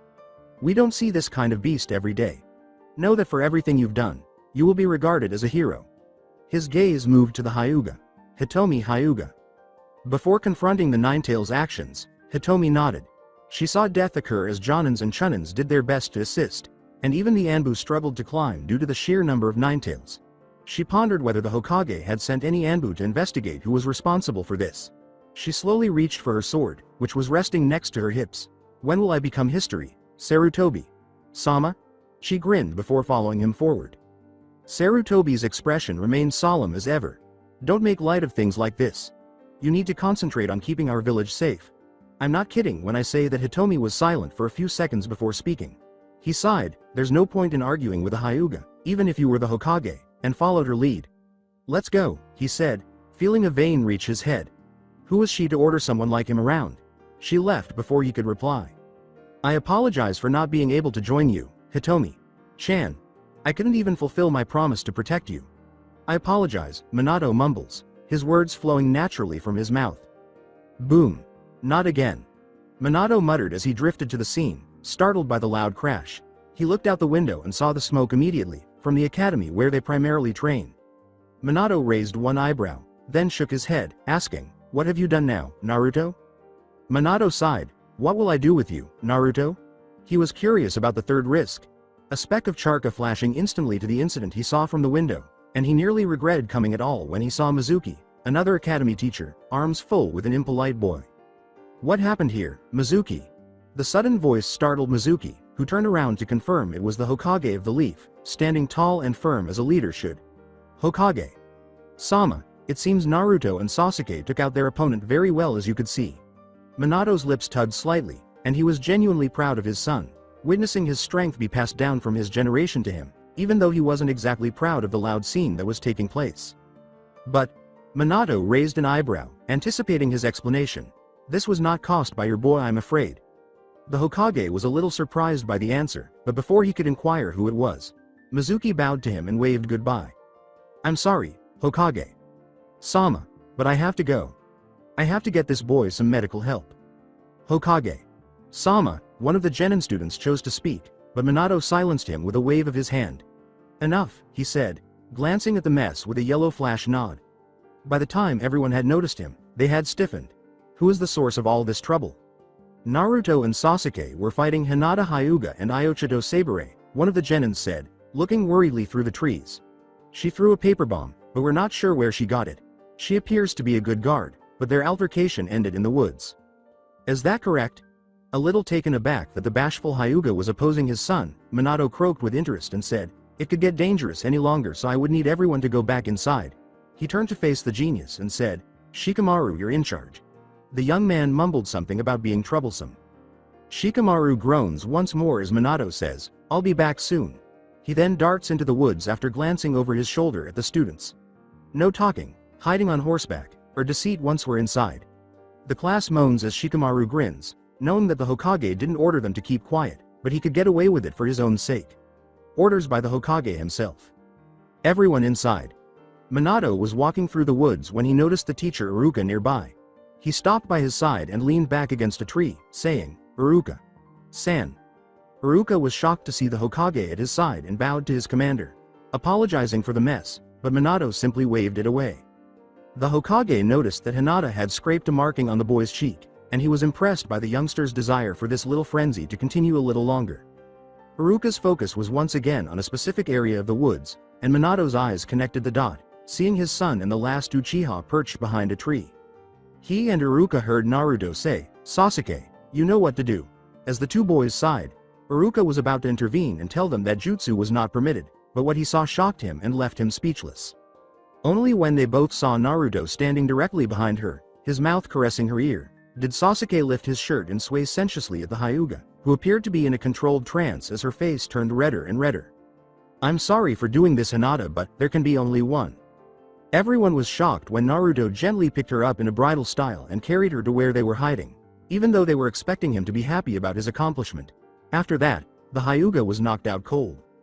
You did well, Naruto, Minato said, smiling as he emerged from hiding and put a gentle hand on his son's head. One day, you will even surpass me. As Naruto looked up to his father, a small smile appeared on his face. I believe in you, father. I won't let you down. I swear, though, that I'll succeed for the time being. His focus returned to the girl in his arms, and he left the woods back at the academy without a word. Although something about the way he looked at her seemed a bit too suspicious, Minato and Iruka blinked at the abrupt change in action and assumed it was because Hinata was hurt. With so much care, his eyes widened as memories stored in the back of his mind rushed forward, his heart exploding. Besides, I'm fine, so there's no reason to be afraid. A young girl with soft lavender eyes and creamy pale skin smacks the boy's hands back angrily. You know, I'm not weak. He merely grinned as he sat next to her. Your name and mine are Minato. She chose to look into his eyes, but only after blushing and turning her face away did she say, My name's Hitomi Hyuga. He laughed a little and put a hand behind his head, slapping her back lightly, causing her to growl. He didn't seem to notice that she was uncomfortable speaking up, so he said, "Please don't be shy around me. I am aware of my good looks, but that isn't important." "Don't you have some snooping to do with Kushina-chan?" She rolled her eyes and crossed her arms in a scowl at him. Annoying pest. Getting up from his spot on the ground, Minato frowned and said, "Don't be so straightforward. Hokage. Sama. HMPH. Hokage. Sama, I don't have to waste my time on someone like you." She made fun of his aspirations to become Hokage, but she never told him that she thought he might be able to do so. "You're saying I'm not capable of becoming Hokage?" Minato scowled at her, but instead of speaking, she laughed, not wanting to dash his hopes by lying to him and telling him that she didn't believe in him. She giggled and said, "Only time will tell, Minato." "Sama." Minato stood up, blushing slightly as he watched her hair blow in the wind. Her words replayed in his head. "Hokage. Sama. Minato." A 12-year-old Hyuga shouted out towards him, waving her hands back and forth. Minato smiled lightly, waving back at her. "Good morning, Hishomi. The fact that we are on teams still amazes me." She leaned forward in front of him and grinned slightly. "Neither am I even. I find it hard to believe, but here we are. I'm prepared to kick someone in the ass." He grinned and said, "Just like Hyugas." She grinned confidently and said, "Just like you mean asshole." Minato only grinned at her assurance. "You should be more careful next time." "What? Sama the Hokage? What?" She glanced at the blonde boy, whose eyes were sparkling as he walked a few paces toward her, in confusion. "Minato-kun." She was now a little nervous. "Why is he staring at me like that?" "Hokage. Sama." Her eyes enlarge as she feels his soft arms encircle her small waist. She could feel his hard arms pressing against her stomach, his cool breath tingling her neck, and his sincere words that would leave her permanently scarred. He whispers, closing his eyes, "You are a good friend. Hishomi-chan." As if he were holding her and wanting to protect her with all of his body and soul. "Minato-kun." She tried to hide her smile, but it persisted. In fact, she felt a warm sensation in her heart that she had never experienced before, only with Hiyashi. "Hokage. Sama, dark, it hurts, blood. Murder, a flash. A phone call, a shout. A shout. I trusted you, Minato. Sama." When Minato looks over his shoulder, he sees a worried Iruka and, surprisingly, a worried Uchiha. His eyes widen and he starts to perspire. His final words before he vanished in a flash were, "I'm sorry, I was thinking." "Great work, Sasuke. You did well." He smiled slightly before he left. Sasuke and Iruka stood in shock, both of them reflecting. The Uchiha asked, "What the hell just happened?" in an attempt to figure out what it was that had him feeling so shaken. Iruka turns and places a hand on the Uchiha's shoulder. The Uchiha noticed the Genin teacher's face change to announcing smile. "You pass." Naruto exhaled with relief, pleased that Hinata was receiving just treatment. He was a little out of breath from having to hide from another group of fangirls who were shouting something he really didn't want to hear or read on posters featuring his face. Fangirls are always thinking about their own wants and pleasures, even though he had repeatedly told them to leave him alone. As though his tension would suddenly vanish, Naruto buried his hands in his hair and stroked it. His gaze swept over the Hyuga once more, watching as her chest slowly rose and fell as she breathed in and out. A tiny twinge of her moving muscles gave him even more relief. "Naruto, get yourself together. What on earth is the matter with you?" he pondered. His eyes darted to the door when he heard footsteps and a knob twist. A nurse intervened, giving the boy a kind smile before approaching the patient. "You seem to be pretty worried about her," she said, attempting to explain his lack of conversation. The boy answered with a shrug. The nurse was surprised by his thorough and well-organized response to her question. "Well, she is my friend. Why wouldn't I be worried about her?" She puts the back of her hand on the girl's head and checks her clipboard, saying, She gave it a light pat. "She should be awake in an hour." "You knocked her out pretty hard," Naruto said, his expression darkening. She initially panicked but ended their brief conversation with a smile. "But, don't worry, she'll be just fine. You can trust me." She eyed him and said, "Tell me when you see her come." She left him alone with the blue-haired beauty after he nodded in response. "Hinata." He stares at the girl in front of him with emotionless, tasteless letters in his mouth. He laughed lightly and said, "You really wanted to go against me. Who would have known it'll be you, Hinata? That I will have to drag along with me to make it all work in the end." Perfectly, the figure in the corner now had Naruto's attention. He growled a little as he asked, "What do you want?" The figure is frantically waving their hands back and forth. Naruto said nothing, but his gaze never left the figure. Hey, I was only checking to see how she was holding up. With a positive response and a questioning look at the genin instructor, the boy with the blonde hair said, Mizuki. Sensei, shouldn't you be teaching the students right about now? Mizuki moved a few paces ahead of Naruto, lowering himself slightly to meet him level. The teacher assured him in a smooth voice, well, you are one of the students at the academy, are you not? I'm afraid the time is over and we both must head back to the academy. She will come soon, do not worry. I will tell the nurse you and I are leaving. I don't want to hear Iruka's voice about you not being in class. Fine, but I'm coming back later to see if she's okay. Naruto sighed and slowly got up from the chair. Mizuki's eyebrows stood up, and his lips formed a slant line. The brat has at last found someone he likes. That's great. Naruto rolls his eyes, growing irritated at his foolish lectors, saying, that will be fine with me. I'm not in charge of your life, but here in the academy I will be in charge in where you go from now on. Before leaving with his teacher Mizuki, he gave the Hyuga one last look. A sly smile appeared on Mizuki's lips as he was content and joyful. Education, okay. I have to say I am very proud of each and every one of you. Today was a day you not only showed me you have great potential to become a ninja but to be a ninja. Your skills were great for the level of genins. Most of all I'm proud of the ones that were brave, not the one that had won. A girl spoke up in support of the victorious ninja, asking, but Iruka. Sensei, why is that? Shouldn't a ninja always win at everything they do? Everyone becomes afraid. Iruka simply grinned despite some murmurs and heated debate in the classroom. That's right. Everyone has a weakness and fears something, but what do ninjas do after that? They fight the opponent bravely and covertly, putting aside their fears and everything that seems to be a weakness to them, including their emotions. Sakura Haruno, a girl, gasps and looks at Sasuke for a long time. Emotions, she asks, glinting, but why? Emotions. Iruka sighs, knowing that she was so upset about the last Uchiha and that the feelings were evident in her eyes. He cleared his throat in preparation for the lengthy, dull tale he would be telling. Yes, Sakura, even their emotions. You see, emotions is what brings everyone down. They only get in the way when it comes between a family or friend. That is why ninjas are called partners and trainers. Simply put, neither in this room are supposed to have a bond with the other. The entire class was gasping. A tick mark appeared on his head as he heard the voice he had been hoping to hear all day, but now he wanted to choke on the sight. It is because of emotions we fail as our duty as a ninja. Perfect example would be the stuck-up Uchiha. Half the class burst out laughing at the comment, and Iruka's eyes were twitching too. When the girls saw the boy with the blonde hair, half of them had hearts in their eyes. Half of them wanted to murder him. Naruto. Ino and Sakura's eyes steamed with fire. As they approached Naruto, they both raised their arms clothing. When they ran towards him, he just stepped aside and ran to his seat next to Sasuke, sticking his tongue out in a childish manner. Sorry ladies, but that's not happening again. Sakura was going to pooch him, but Sasuke had already reached him, so it was too late. Thunk. As Sasuke put his hand back down, laughter erupted throughout the classroom. OWW Teme, what ya do that for? For being an idiot.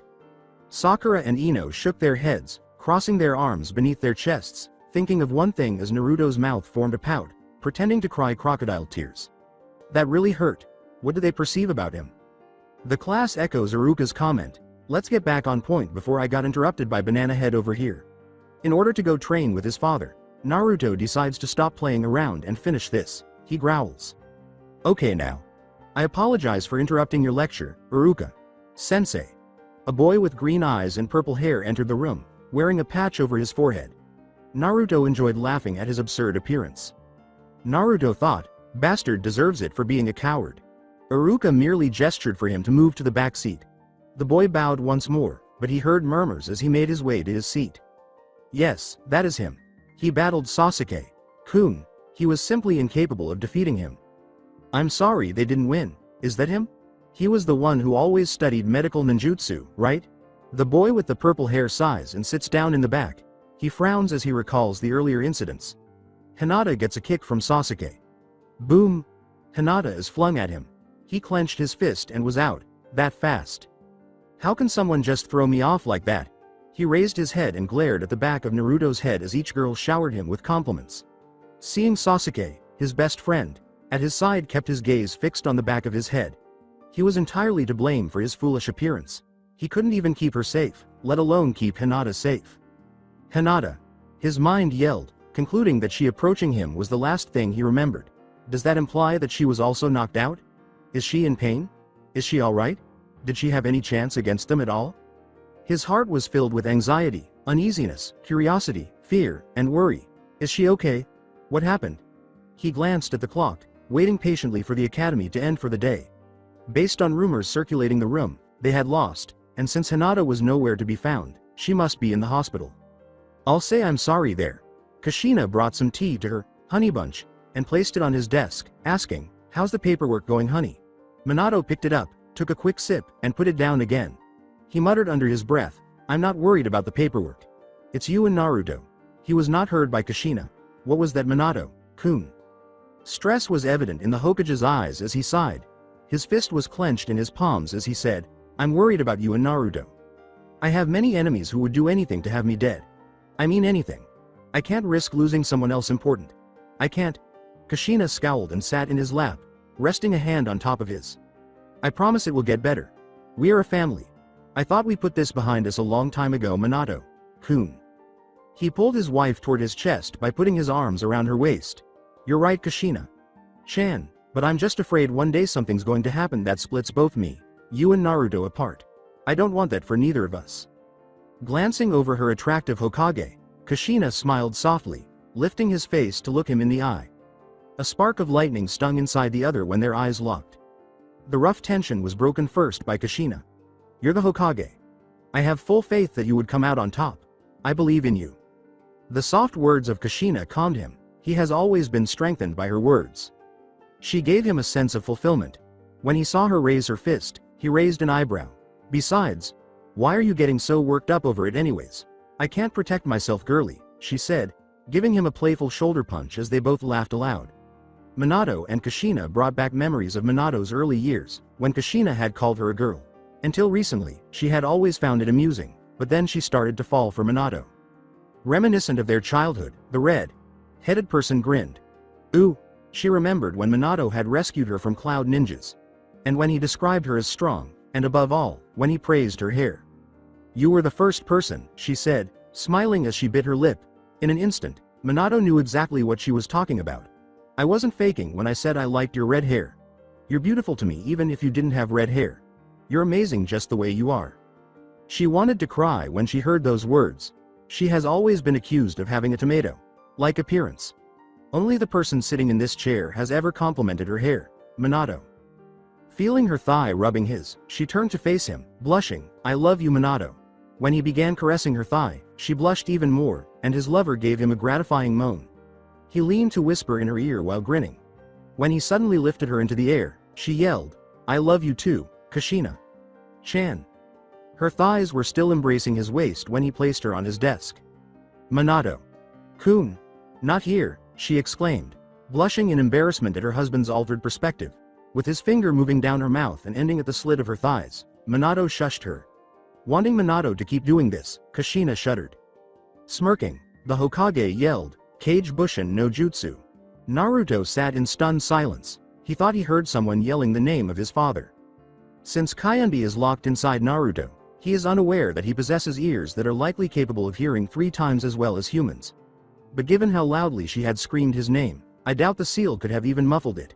Assuming it was all in his head, Naruto stabilized. Given that Iruka-sensei was saying things he already knew, he was equally eager to leave the academy to see how Hinata was doing. Suddenly, Naruto was out the door with a purple-haired boy who was right on his tail as the academy ended for the day. Before he could go any further, Sasuke had stopped him and asked him where he was going. Naruto told him with his trademark smile. Before he even got to them, Iochito had heard him say, I'm going to see if Hinata is okay. The Sabure was glaring at the prodigy with a malicious gleam in his eye. Not before I get there. In an attempt to reach the hospital before Naruto did, he quickly moved in the opposite direction. He might be able to persuade a nurse to deny him entry. Naruto didn't really care why the purple-haired boy was in a hurry, but he knew exactly where he was going when he saw him glaring at him and racing to the hospital. Naruto shouted, oh no you don't, as he caught up to the medical student. At one point, he boldly threw an eye at the Uzumaki over his shoulder. He accelerated, sending dirt flying from his feet so Naruto could eat it. In his hand, he coughed lightly. Damn, he wouldn't allow him to escape him so easily. From behind,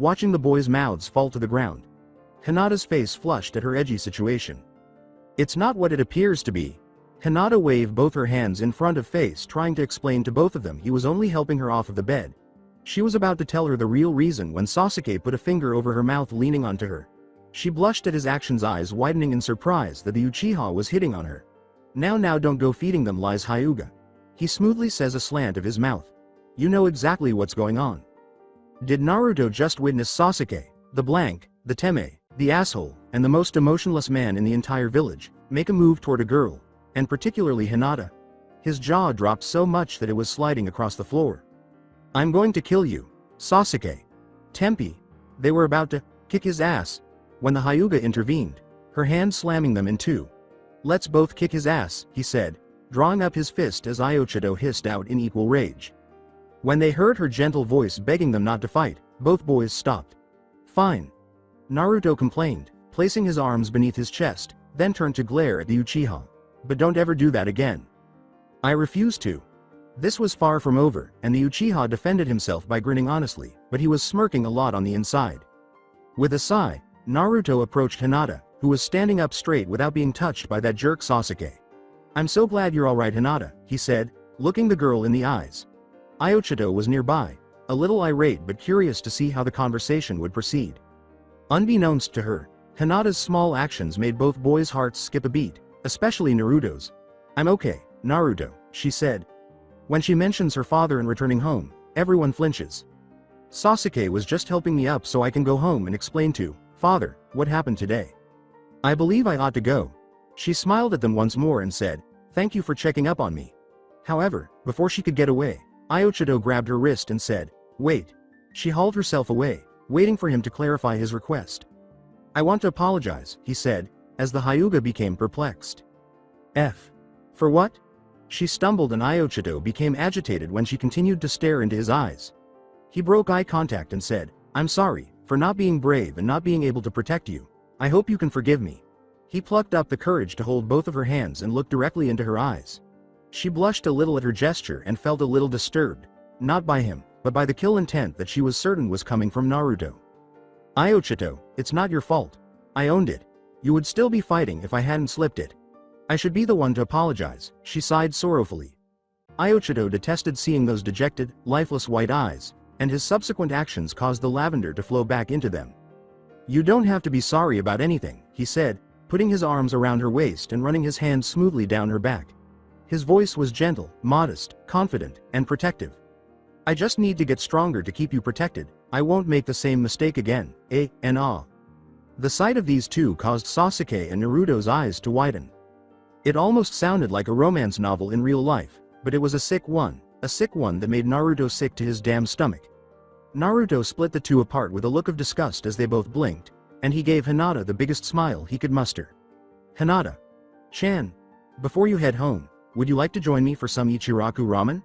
He grinned, waiting for her answer. She thought for a second and finally she nodded her head. Yes, Naruto. I would adore joining you for some ramen. Knowing Naruto's meager plans for his Hinata, Iochido glared at him and said, I'm going along too. Naruto strongly objected, saying, oh no, you were able to attend Hinata-chan and I alone. Who's going to stop me? Oh. He huffs, his eyes evil. He faces Naruto. He was right that he couldn't stop him, but Naruto could only glare at him. He didn't want to fight him because that would make Hinata uncomfortable, and Tucci, the elderly man who worked at Ichiraku, needed more customers than he did so that he could expand his store and get even richer. All right, but Hinata-chan is seated next to me. Without warning he grabbed the girl's waist, escorting her out the door. Iochido was on the other side of Hinata and the Uchiha, while he was in the back shaking his head at the two lovesick teens. Sasuke laughed as he saw the two boys slapping into each other's faces before they had even arrived at the ramen stand, thinking, wait until his mom hears about this. The three arrive at the stand without too much commotion, with Naruto being the first to yell, hey, old man Teuchi, Ayame. Ni-chan. He greeted them with his usual signature smile.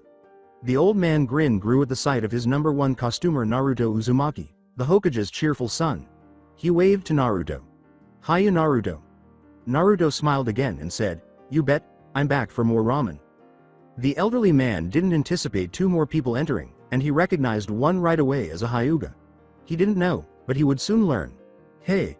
Greetings from Ichiraku Ramen. What do you want? These are my.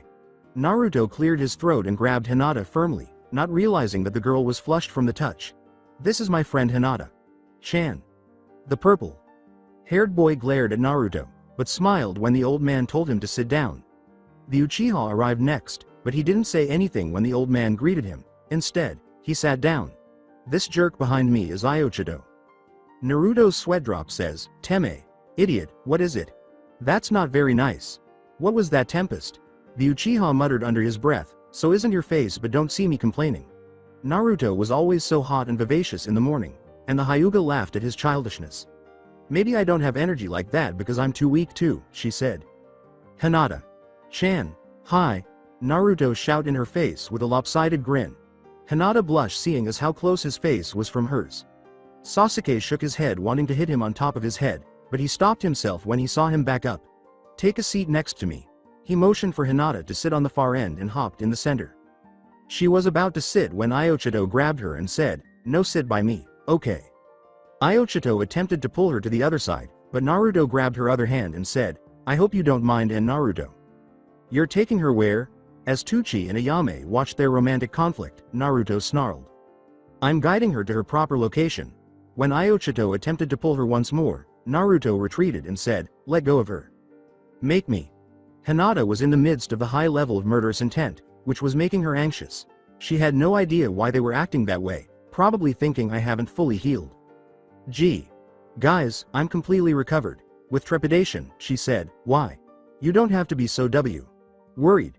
She hoped that they would end their fuel together, but the old man was the only one who did so. As Ayame stood in the background, laughing at the scene in front of her, the old man suggested, How about Hinata sit in the middle and both of you sit on either side of her? Iochito released her hand, but Naruto never did, so he motioned for her to sit in the center. Sasuke wanted to laugh at the two who still appeared to be having problems. Hinata in the center, Iochito and Naruto on her left and right, and last but not least, Sasuke sitting by Iochito on the left. What's everyone interested in? Before anyone could resume fighting and arguing, Ayame spoke up. Hinata. Chan. What would you like? Naruto's attention was on her, only waiting for her to respond. She smiled up at the girl Ayame. Miso please. In unison, Naruto and Iochito said, I'll have the same. Then, they glared at each other for placing the same order as Hinata. Young man. What would you like? Ayame asked politely, using her skills towards the customer. He shrugged. He doesn't like anything spicy, so. Chicken flavor. The taste of chicken is approaching. Yes. Afterward, we ran directly by this door. What the hell was that? I'm like. A tentacle. Naruto rambled on the giggling girl next to him that was cutely laughing into her hands. Oh. Naruto. That is not a tentacle, and you are so foolish. Sasuke and Iochito's mouth was like this the entire time. Naruto's exaggeration caused them to perspire. Then what exactly was that thing that came out of her? The thing had a snake coming from its stomach, didn't you see that? Even though Naruto's scream was excessively loud, his heart was open, especially when it made the person he loved laugh uncontrollably. If it weren't for the blonde boy putting an arm around her back, she would have fallen out of the seat in tears. With her cheeks flushed, she looked down and did something she had never done before. She fumbled with her fingers and muttered, Thank you, Naruto. In a trance, the three-eyed, lavender-eyed beauty said, Thank you, Naruto. Naruto quickly started to smile despite rubbing the back of his head. He laughed as he concluded, It was nothing, Hinata. After all, I'm pretty sure you would have done the same.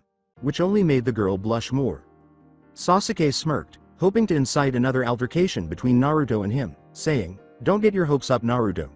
She would have done the same for me too. Sasuke simply glared at that, and before he could respond, 5 bowls of ramen were set down directly in front of him.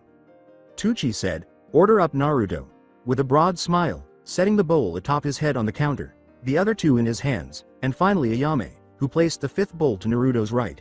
Ayame pats Naruto's head and smiles sisterly, saying, Just how you like it, Naruto.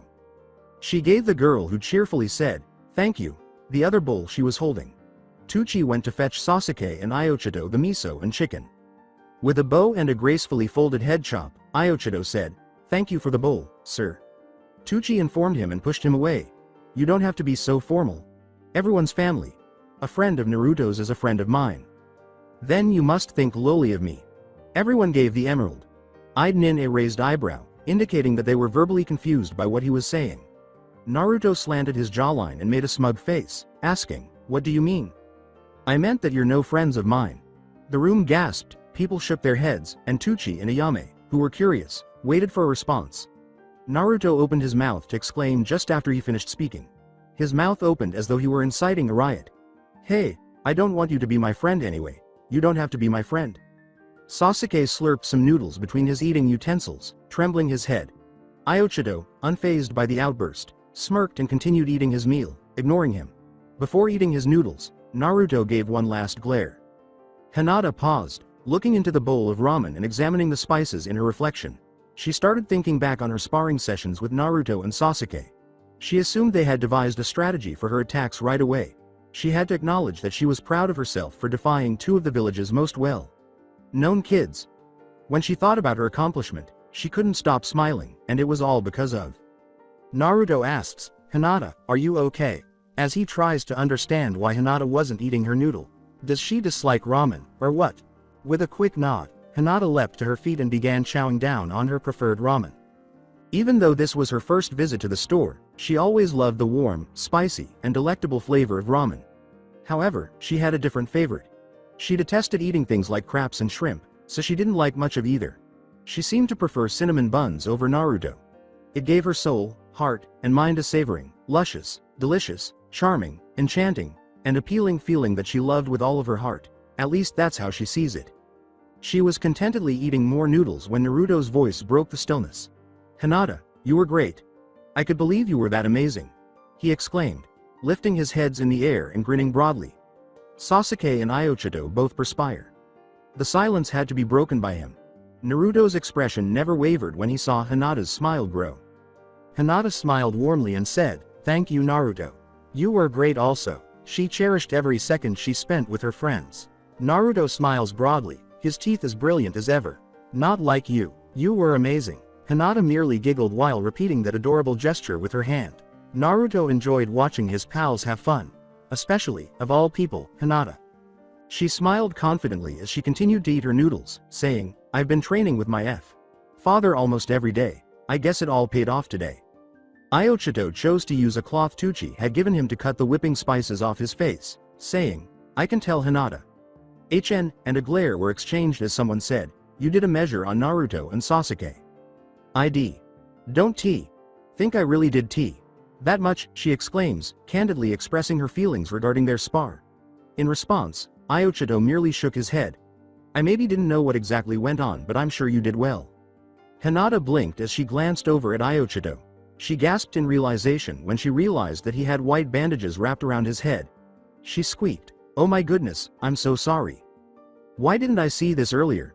Hinata thought as he ran a gentle hand across his forehead. "Does it hurt?" she inquires worriedly. As her hand moved over his bruised forehead, Iochito relished the sensation. He couldn't decide whether to let Hinata pet him or to appear weak in front of the girl he wanted to know. "I'm fine." He removed her hand from his head and smiled, telling her, "No need to worry about me." Despite his assurances, she remained concerned. She was aware that there would be widespread rumors about this incident, and even worse, her father would eventually hear them.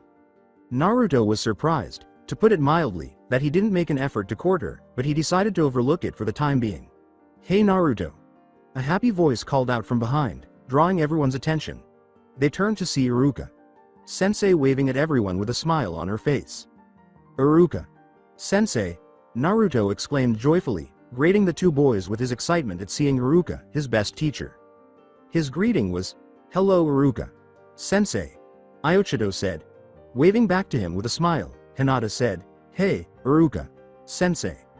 Iruka exclaimed, "Wow, this place sure is full today," and wanted to sit next to Naruto, but they were all seated, so they stood. "I came to tell everyone some good news." Everyone cheered as they waited for the clever teacher to continue. "You have approximately a week to train and get ready for the upcoming event.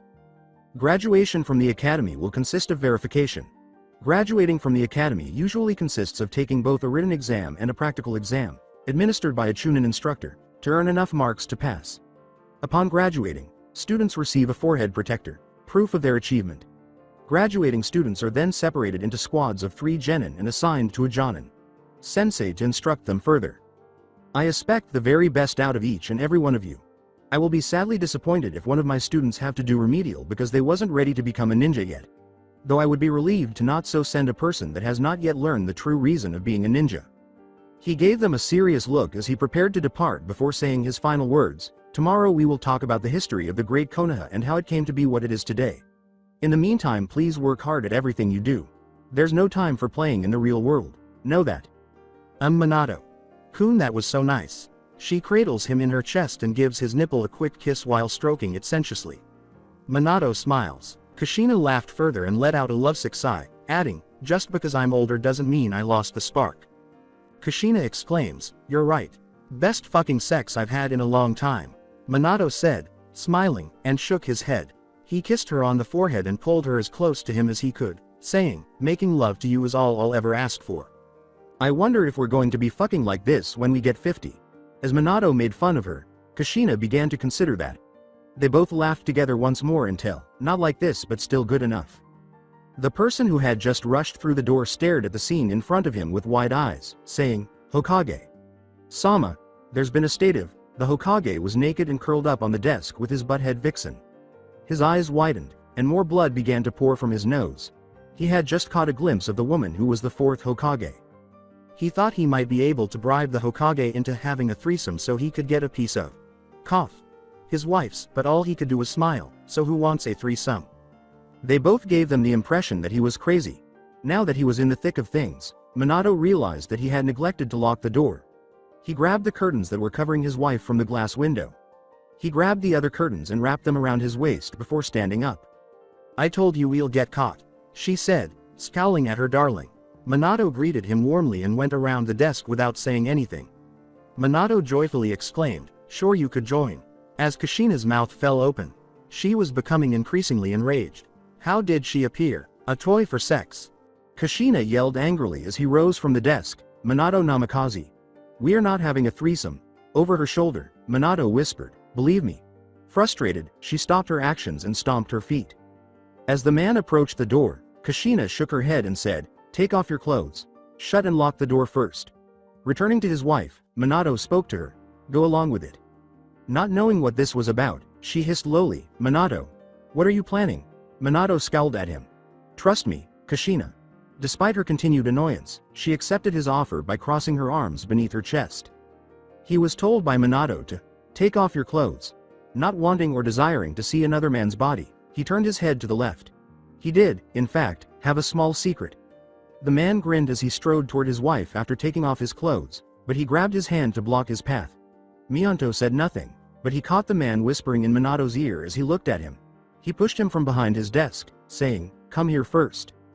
After following her Hokage's instructions, Kushina soon followed. Minato gritted his teeth and whispered, so shall we flip her or not? I've got a better idea. He just kicked him in the stomach with his foot. When the glass shattered and the man fell naked out of the Hokage's tower window, he screamed in terror.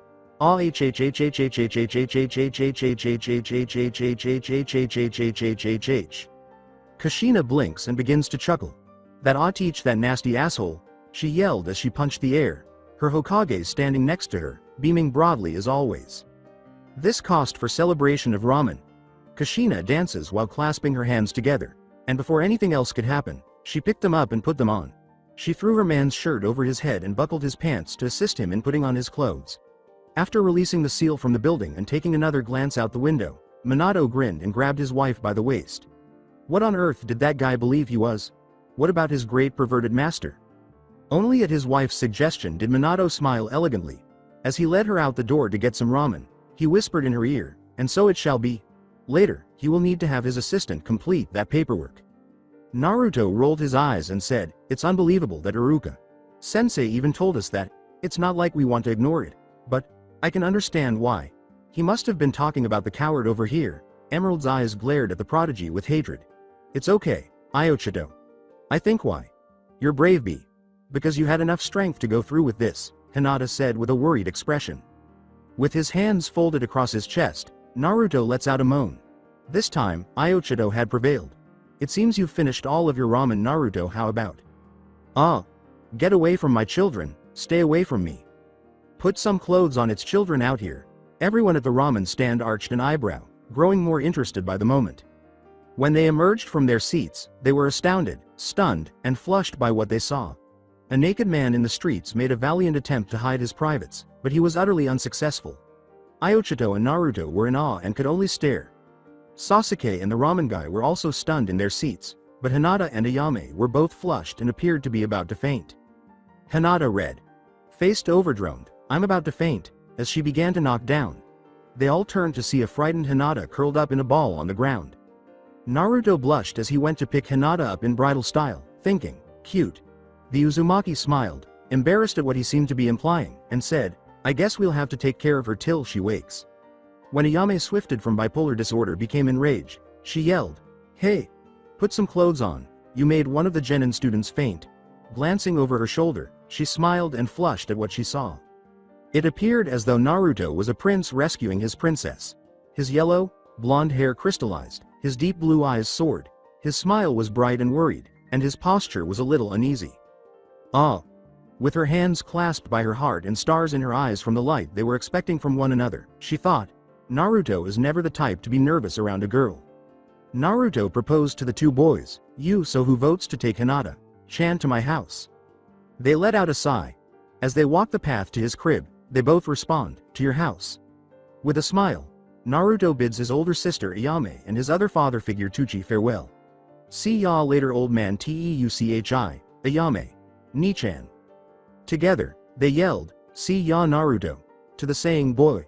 Teki laughed when he saw his daughter put an arm around her neck, and Ayame let out a lovesick sigh, saying, "Ah. Young love. Yup. That boy growing up so fast. By time he'll be even stronger than his father." Ayame was compelled to concur. With another smile, they both went back to their shop, surprised to find new customers. "You're right, father. It's about time for my brother to become one of the strongest ninjas this world has ever seen.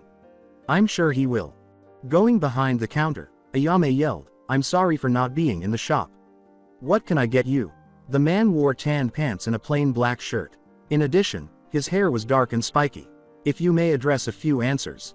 Sasuke warned Naruto to make sure he told his parents before bringing someone into his house, saying, "Naruto, shouldn't you ask your parents first?" A smile never left Naruto's face. "It's alright Teme, dad and mother don't mind guest."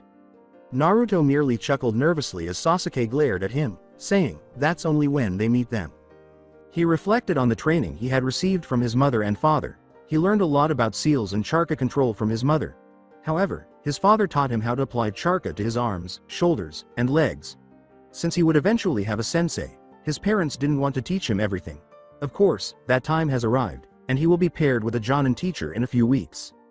His thoughts raced about the villagers who would label him a beast and a monster, and he said, "Hopefully, I'll change their minds."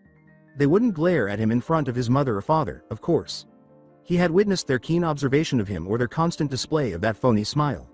He wanted to be accepted just for being him, not because he was the son of the Hokage. He was startled out of his reverie by a voice that said, "Naruto." Sasuke, his eyes sharp and interested on him. At the end of the sentence, Naruto's cheerful exclamation faded. "Oh sorry Sasuke. Just zoned off a bit," he said. The question, "You're coming with us Iochito?" caused Iochito to raise an eyebrow in an odd way because Naruto's voice was barely audible. "Yeah." He chose to confirm without further elaboration. Sasuke peered into Naruto's eye corners. "Naruto, what are you thinking about?" "Naruto." Sasuke. Passed between them in a joyful voice. They all looked up at the people in front of them. Naruto's sadness vanished instantly, as if it had never been there. "Father, mother," he exclaimed with such a broad smile that he nearly forgot his hands were full. Neither of his parents responded. They simply continued to stare at something. "Oh. This is Hinata. Chan from the Hyuga clan. She kinda, fainted," he said, his smile expanding as he finally made the connection. "Did you do something Naruto?" Kushina asked, assuming that Naruto might have been involved in the outburst. "He's always into something, good to know." "No," he exclaimed, his body exploding. "This is just my friend I went up against with Sasuke Teme." The red-headed smile widened after he finished speaking. Kushina was astounded that this girl had the perfect potential to oppose her son. "Wow. So this is the famous Hyuga. She's also from the head branch," she exclaimed. She had to acknowledge that she didn't like that this girl was attempting to oppose her beloved little boy. he said softly as he gazed down at her sleeping face. Yeah, I guess she is pretty amazing, huh? When his father spoke, he raised his head again. Me and your mother was just headed to Ichiraku's, wanna come? Telling them, nah. Naruto scurried away. Kushina raised an eyebrow and said, Sasuke and I just finished eating bowls of ramen from there. Well, how did she faint? Uncertain, Naruto replied, it was a naked man that came down the road. Kushina burst out laughing when she heard that. Minato merely grinned. With a little laugh, Minato responds, it will seem so, son. She stopped laughing and put her hands on her voluptuous waist, asking, where do you guys think you're going anyway? Naruto lets out a sigh. Kushina and Minato were silent once more until a hand clap broke the silence. Since Hinata fainted, we were planning to take her to my house. She threatened him with her eyes, but the blonde boy acted differently despite her threats. Okay.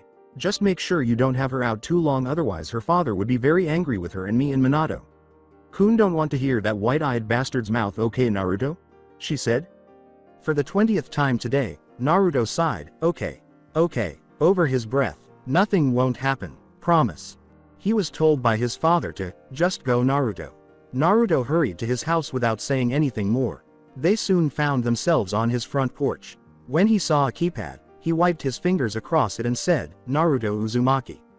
A voice said, enter, through the monitor, and the gates surrounding his house were unlocked. Even with the lush, green fields of grass dotted with lovely daisy and lily flowers, Iochito was astounded by the level of security they had here. Ahead of them on the lengthy walk was a massive mansion, and in the center was a huge fountain. Sasuke was unfazed because he had seen this mansion numerous times. However, he had to acknowledge that each time he walked through the door, he still felt the same sense of surprise that he had when he first moved in. It brought back memories of the massacre of his clan. He still carried a lot of grudges against his clan, and he dared not even mention the man who killed them. Sasuke growled and started toward the front door, saying, damn him. Naruto rolled his eyes and uttered, state the number of citizens. Just open already Konohamaru.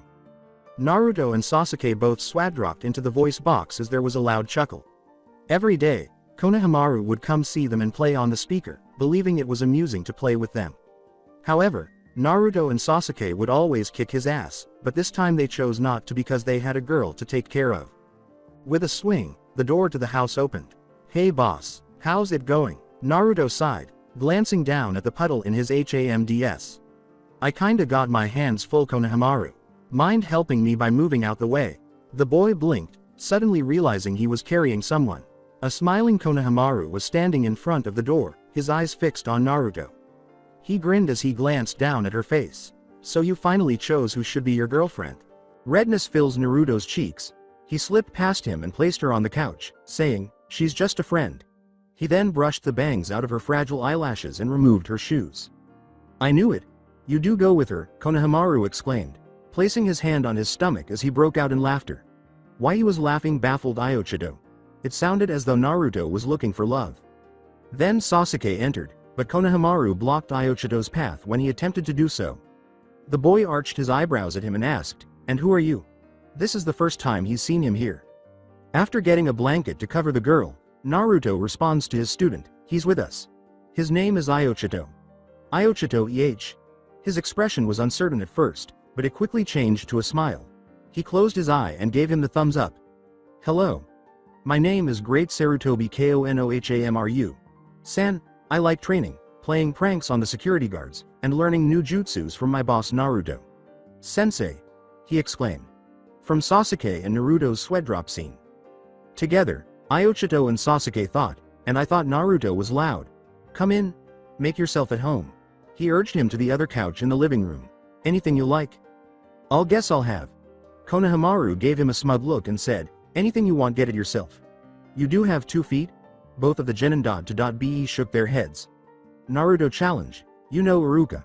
Sensei said we have at least a week to train. Up for it. Konohamaru agreed to his boss's challenge and said, always. Let's take this to the back. Knowing that he could easily defeat his student, Naruto asks, ready? With ease and without adopting any kind of stance. With his hands in his pockets and his blonde hair blowing in the wind, Naruto simply waited. With a swift nod, Konohamaru let out a hand sigh. Shadow Clone no Jutsu. 4 Konohamaru emerged and charged him with all of their strength. Clone A approached from Naruto's left, and he just kicked his left leg at it, punching it in the gut. Clone A and B arrived at the same time. He was so short that Naruto could easily tower over him, so he didn't need to duck. Instead of hurling his clone at his pupil, he caught the fist in his hand. Before his clone could spread, Konohamaru ducked and grabbed it with one hand. The boy sped into another hand motion, but this time he pulled out an uncountable number of kunais. "You ready for this, boss?" he asked, and without a response, the kunai started spinning around his diminutive figure, each one pointed and ready to strike. He had one of his clones, but the other two were right by his side. "Here I go," he said, releasing them along with the string. Naruto simply stood there and allowed the pierced kunais to engulf him as they sped at him. Konohamaru grinned, believing he had him. He cut the wires so that each kunai could pierce Naruto with its respective tip. His sprawl subsided after a few more minutes as he wanted to see how his boss was doing. Konohamaru, however, was unaware of the presence behind him. He was caught off guard when he heard a whisper from behind him, "You should be more careful, Konohamaru." When he turned around, he saw his boss with his hands in his pockets, his golden, bright hair blowing in the wind, and a disapproving glare plastered on his face. "This was over way too soon, Konohamaru. Next time don't get too caught up in the fight. You never know what happens when your opponent finds your blind spot." Konohamaru nodded somewhat dejectedly at the fact that he was unable to get even a scrape off his boss. He looks up at his brother figure bewilderedly and says, "It takes time." Sensing this, Naruto responded to his silent thoughts. He put a hand on his apprentice's shoulder and said, "We learn from our experiences. The challenges we face in life help to mold us into the people we are today and will be in the future. So there's no time like the present to experience," he said, sounding a little hurried and angry, but Konohamaru could see confidence in Naruto's eyes. "Naruto is encouraging me to hold on to my dreams and aspirations, to learn from my mistakes and turn them into whatever I want them to be, rather than feeling sad about my past failures." As he looked at his boss, he noticed a tiny smile that conveyed Naruto's pride in Konohamaru. "You decide your destiny, Konohamaru. He put a lot of effort and training into everything he does. All he has to do is keep trying to succeed." Then he nodded and slid back into his position, saying, "Remember, Konohamaru, never give up. How about a friendly taijutsu match?" "All right." The two had been silent until Sasuke said, "Hey." He has been looking down at his hands ever since he moved into the house, occasionally glancing at the young girl who was still unconscious from earlier tests. Yes. Despite his humility, he understood his role. When Sasuke asked, "What's up with you?" Iochito raised an eyebrow. Sasuke was just curious as to why he was constantly reading them in class. "I mean, what is it that interests you about medical ninjutsu? Are you planning on becoming a nin when you're older?" He occasionally even sees the boy visiting the library to look for books about potions or other related topics. After a minute of silence, the samurai paused and answered him with a half-truth. "Medical jutsus are just what I'm into. Helping people in need interest me." The truth seemed good enough. He was about to ask another question when a low moan reverberated through the walls. When they saw the little figure puffing her cheeks and rubbing her eyes, they looked for the source. When he saw this, the boy with the purple hair couldn't help but blush. "She's simply too adorable." She rubs her weary eyes and lets out the sound, "Hoth." She blinked in surprise at the way things were set up when her area appeared to be clear. She pulled the blanket away from her as she looked down. "Waited, blanket." She screamed, "Ah!" startling the two boys sitting on the couch. She gazed at both of them. Just as she opened her mouth to apologize, a door flew open, letting in a boy she knew and another she didn't. Naruto screamed, "What's going on in here?" As soon as he escaped through the door, his smile expanded when he noticed Hinata was awake. "Hinata-chan," he exclaimed as he rushed over to give her hugs and compliments. The girl's redness increased steadily. Sasuke struck his brother's head with his fist, saying, "Dobi, owww teme." He rubbed the area where he had removed a piece of his head, his face contorting. "It's bad enough Sakura-chan hits me, now you." "HN." Naruto yelled, typical answer from someone like you, Sasuke, as he made his point. Iochito was on the couch, offering Hinata a hand when he turned back to her. He could push this in, but he preferred to throw up if he had a weak stomach. However, he didn't want to step in this time. He seemed to be taking something seriously, something he was unable to touch. "You okay, Hinata?" Naruto asks, putting Sasuke out of his mind and concentrating more on the bashful girl who is now standing by Iochito's side. "I'm sorry for being a burden for you, Naruto, Sasuke, Ikohodo. Trust me. You're never a burden to Naruto. You see." Naruto clamped his hand over the younger boy's mouth before he could finish speaking. He turned around and whispered in his student's ear, he. That old Konohamaru sure gets me. Without even looking down, he could tell that Konohamaru was afraid. Say anything else, and I'll kick your ass before the days are over. Good. She looked around a little and said, I'm sorry to interrupt, but where am I? Naruto reddens a little. Before long, Hinata's eyes began to comprehend. You're at the most strongest man ever lived house. Oh, you must mean Hokage. Sama, shouted Hinata, startled. Knowing that two boys were giggling behind his back, Naruto let out a defeated sigh. Sasuke merely grinned without saying anything. Seeing Naruto fail was a great feeling. Her expression was sorrowful as she tried to go home and put an end to the fun she had today. I'm sorry, Naruto. I think I should leave. Father must be worried. Given that she had failed to defeat both Naruto and Sasuke in the spare, she knew they would be searching for her at any moment, endangering her entire team. The loud clanging doorbell echoed through the hall floors, preventing Naruto from finishing his sentence. Don't go, Hinata. Chan. I'm sure. What is it now? Naruto complained as he opened the door. When Hinata saw that it was one of her father's bodyguards, prepared to take her to the place she feared most, home, her eyes fell to the ground in sadness. It was not shocking to see a Hyuga standing erect and with excellent posture at Naruto's door when he opened it. His father had repeatedly warned him about the Hyugas, so he asked, looking for Hinata. Sama. They were notorious for being static, cruel, and downright depressing, but Naruto never understood why. Whenever his father Minato and Hinata father Hiyashi walked side by side, they frequently appeared to be at a distance from one another. He knew that something was going on between the two that he was unaware of. When Hinata hears this, she bows to everyone in the room and says, I'm here to pick up Hinata. Sama. Her father needs her in his study approximate. I apologize for not being able to stay long, but now I have to now, she whispered, turning away from them as her legs whimper next to the bodyguard her father had installed. She was accompanied by her bodyguard, who unfortunately and erroneously wasn't her father, Figureko. Naruto suddenly stopped their steps and grabbed her hand. Her voice was so smooth that it made Naruto's heart pound a little quicker than usual. I just wanted to say, thank you. Is there something you'll like to say in Naruto? She asked. When Hinata responds, thank me for what, Naruto? Her face wrinkles. When Hinata's face remained unchanged, he said, I thank you for thanking me. The truth was the only truth. He smiles slightly and says, no one outside of my clan has ever thanked me before, and sure not the way you have done. His eyes went from sky blue to ocean blue as he stared at the small figure in front of him. I thank you for being my rival. That's it for today. I hope you guys enjoyed this great story. See you in the next one.